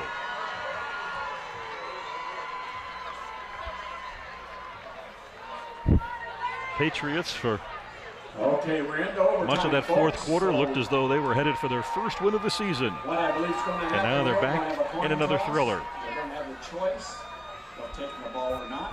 All right, spread out just a little bit, just a little bit.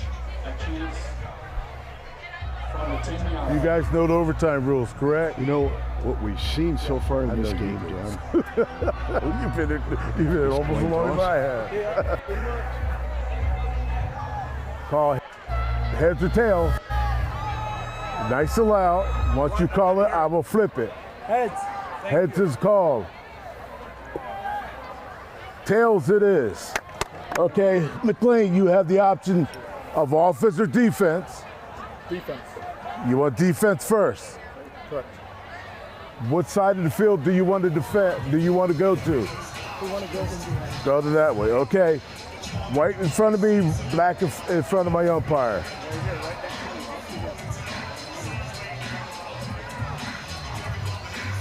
Hoover will go. All right, gentlemen. In that end of the field, you got one timeout. Coach, you got one timeout. Well, okay? there you hear the information. Let's bring them out. Instructions. Got 2 points. Winning the toss, so calling tails. Let's do it the first time out. And it's on our side of the field. All right, guys, let's go. Bring them out. Defense first. They will go from Hoover will go on offense, and they choose to go from west to east, which will be from left to right on your screen. Well, until gets Hoover, one timeout. Until Hoover's last possession, I would subscribe to the theory that keep doing what you've been doing successfully all night. Just go with power from the 10-yard line. I was going to say the same thing. If you're starting from the 10-yard line, Devin Duongmaya, out of the Wildcat, and conversely, if you're McLane, that jump ball that has worked. That jump ball that has worked so well first down is a pretty darn good way to go. So we're on the same page again. That's a rarity.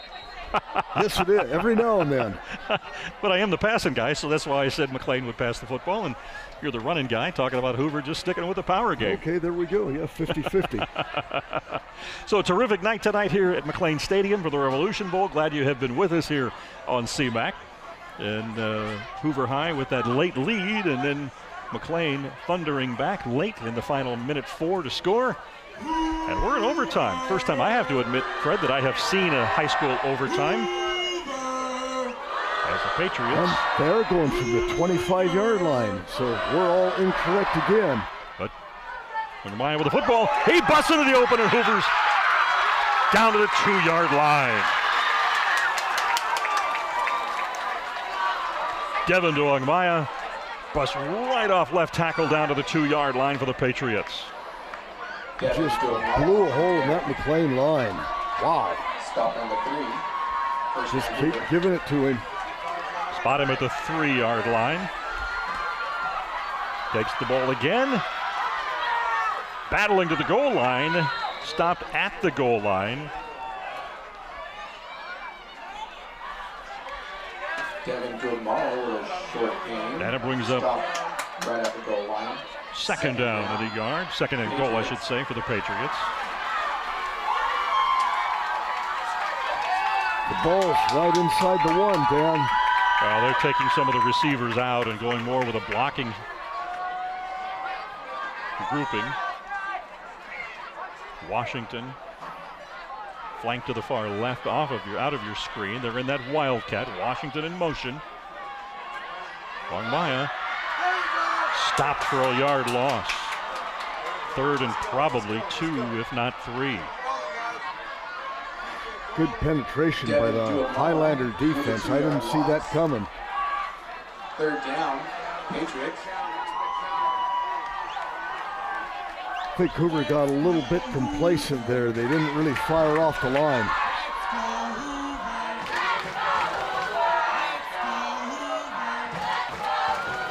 Well, they're taking some of the bigger players out, going with a smaller grouping now.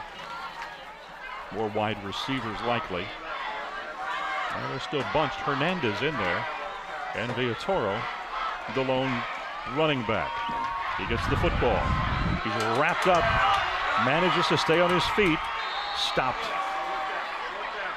Wow. That is 4th down.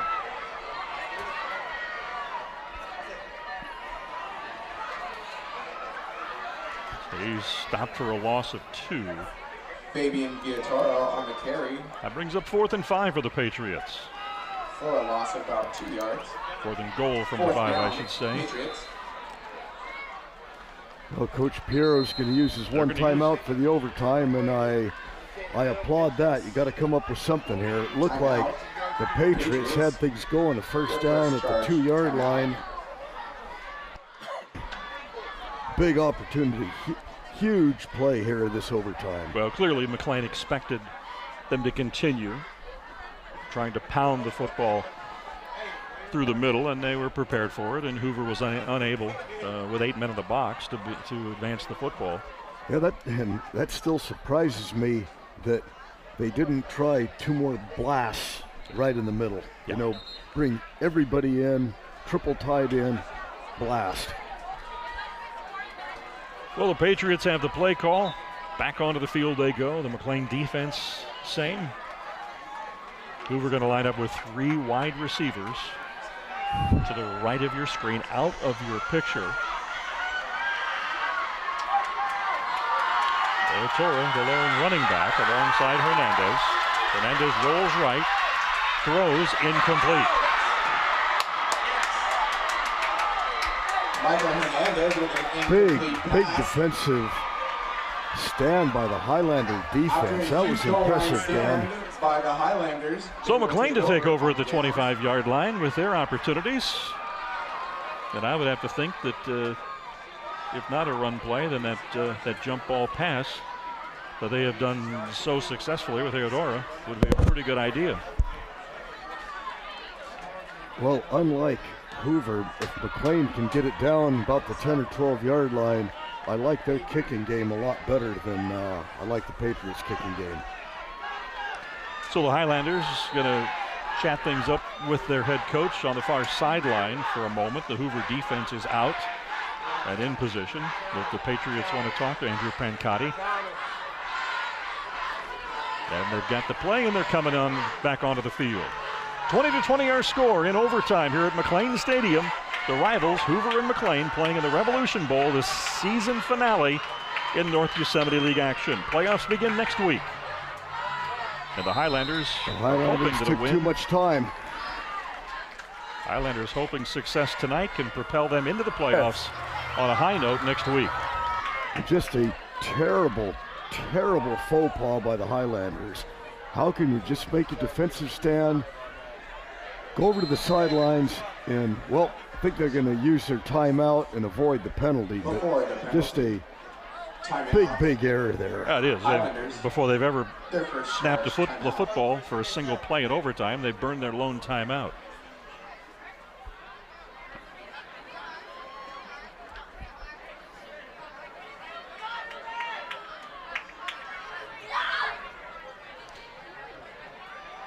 So the fans being held in suspense here at McLane Stadium tonight.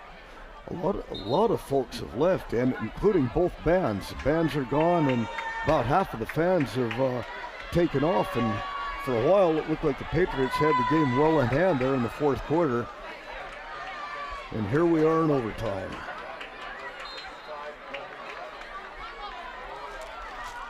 Adrian Salinas, running back, evades a tackle, pushed out of bounds inside the 15-yard line. Ernesto Castaneda Camino, who has been a stud for the Highlanders throughout the night tonight. Isn't this such a game of momentum switches over and over again? You're noticing that too? Yes. Yeah, you're right. Highlanders. Because now McLane's got that that bounce in their step, and the Patriots look like they're back on their heels a little Which bit. at the end of the game, the Highlanders looked a little bit flat. Yeah, big time. Now they've really got the emotion going again. As Salinas claps the cadence, gives it. He's got room on the outside if he can turn the corner, not able to. Camino once again trying to get to the outside. Isaiah Bell coming up to make the stop for the Patriots, and a big stop that was. And not only did he make the stop, it looked like he just blew in out of nowhere to make that stop.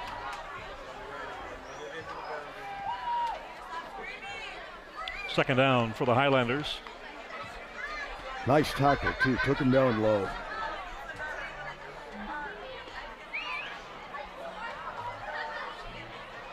McLane breaks the huddle.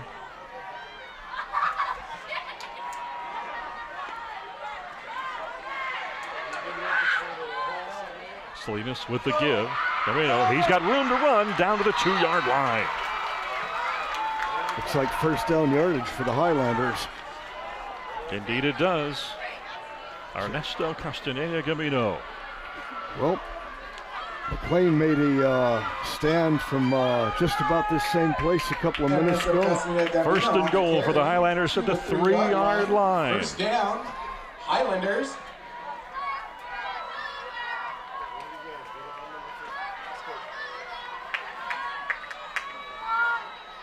And again, Camino up off left tackle into the end zone, touchdown. Down, Highlanders. Well, the Highlander coaches up here in the booth are signaling their approval at this victory.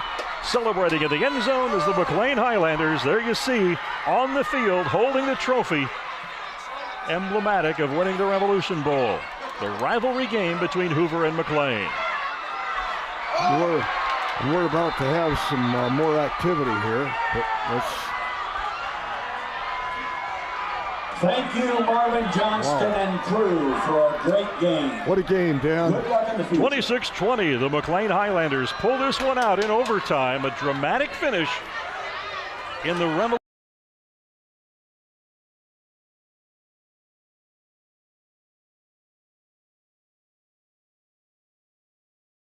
Game that is on now, Dan. Bitter defeat for the Patriots. They were so close to ending their losing streak and closing this season out on a positive note, and then to have a bitter defeat like this. And for the Highlanders, just absolute euphoria going into the playoffs. 5 wins in the season, the best in several years for the Highlanders, and hats off to Coach Pancotti and his staff. There you see the two teams lining up at midfield, shaking hands. We hope you enjoyed yourselves and have a safe drive home. Well, the Revolution Bowl was a thriller. One of the great rivalry games of the season. Unfortunately, we didn't have a pig game this year. Fresno Roosevelt unable because of COVID restrictions, unable to play. But wow, this more than made up for it. A dramatic finish. We couldn't have done any better than this. Just one momentum switch after another. It's just a very, very exciting football game. Indeed.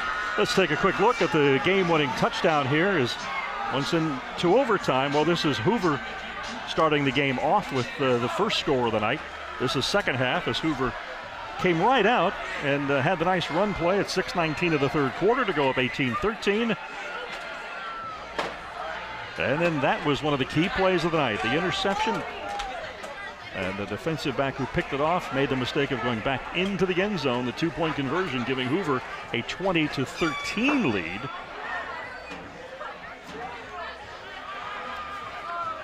And then Salinas with the touchdown toss, and this was impressive between two defenders as they tied it up with 1:04 left on the clock. And then in overtime, Camino once again, and he was impressive tonight, punching it in for the touchdown. And that's all she wrote in the Revolution Bowl. Oh, just such an exciting football game. My heart goes out to the Patriots down there. I see them gathered up around their coaches, and they were so close to winning the game. They had just got a safety off of a turnover. They were ahead by 7 points. They get the ball back, and couldn't move it at all and gave the Highlanders one more opportunity, able to tie the game and won it in overtime. And I mean, even in the overtime, Dan, the Patriots had such a good chance. They had a first down inside the 2-yard line, and they were unable to convert on that. Just a bitter, bitter defeat for Hoover. Well, our final score from McLane Stadium, the host Highlanders 26, the Hoover Patriots 20. Now that wraps up the regular season of play, not only in the North Yosemite League, but up and down the valley as the playoffs begin next week. It's been a treat to work with my friend Fred Clark. We thank all the students from McLane High School who were involved on the crew tonight. And many, many thanks to Caesar and the crew from CMAC. Great job out on the truck and yeoman's work putting this together. It starts early in the day and a lot of setup work going on throughout the afternoon. And it was a delight to bring this one to you, bringing this thriller into your living rooms tonight. 26-20, our final. The McLane Highlanders victorious, their 5th win of the season, and they now head on into the playoffs. And we will head on into the rest of the night. And thank you for joining us for North Yosemite League football on CMAC.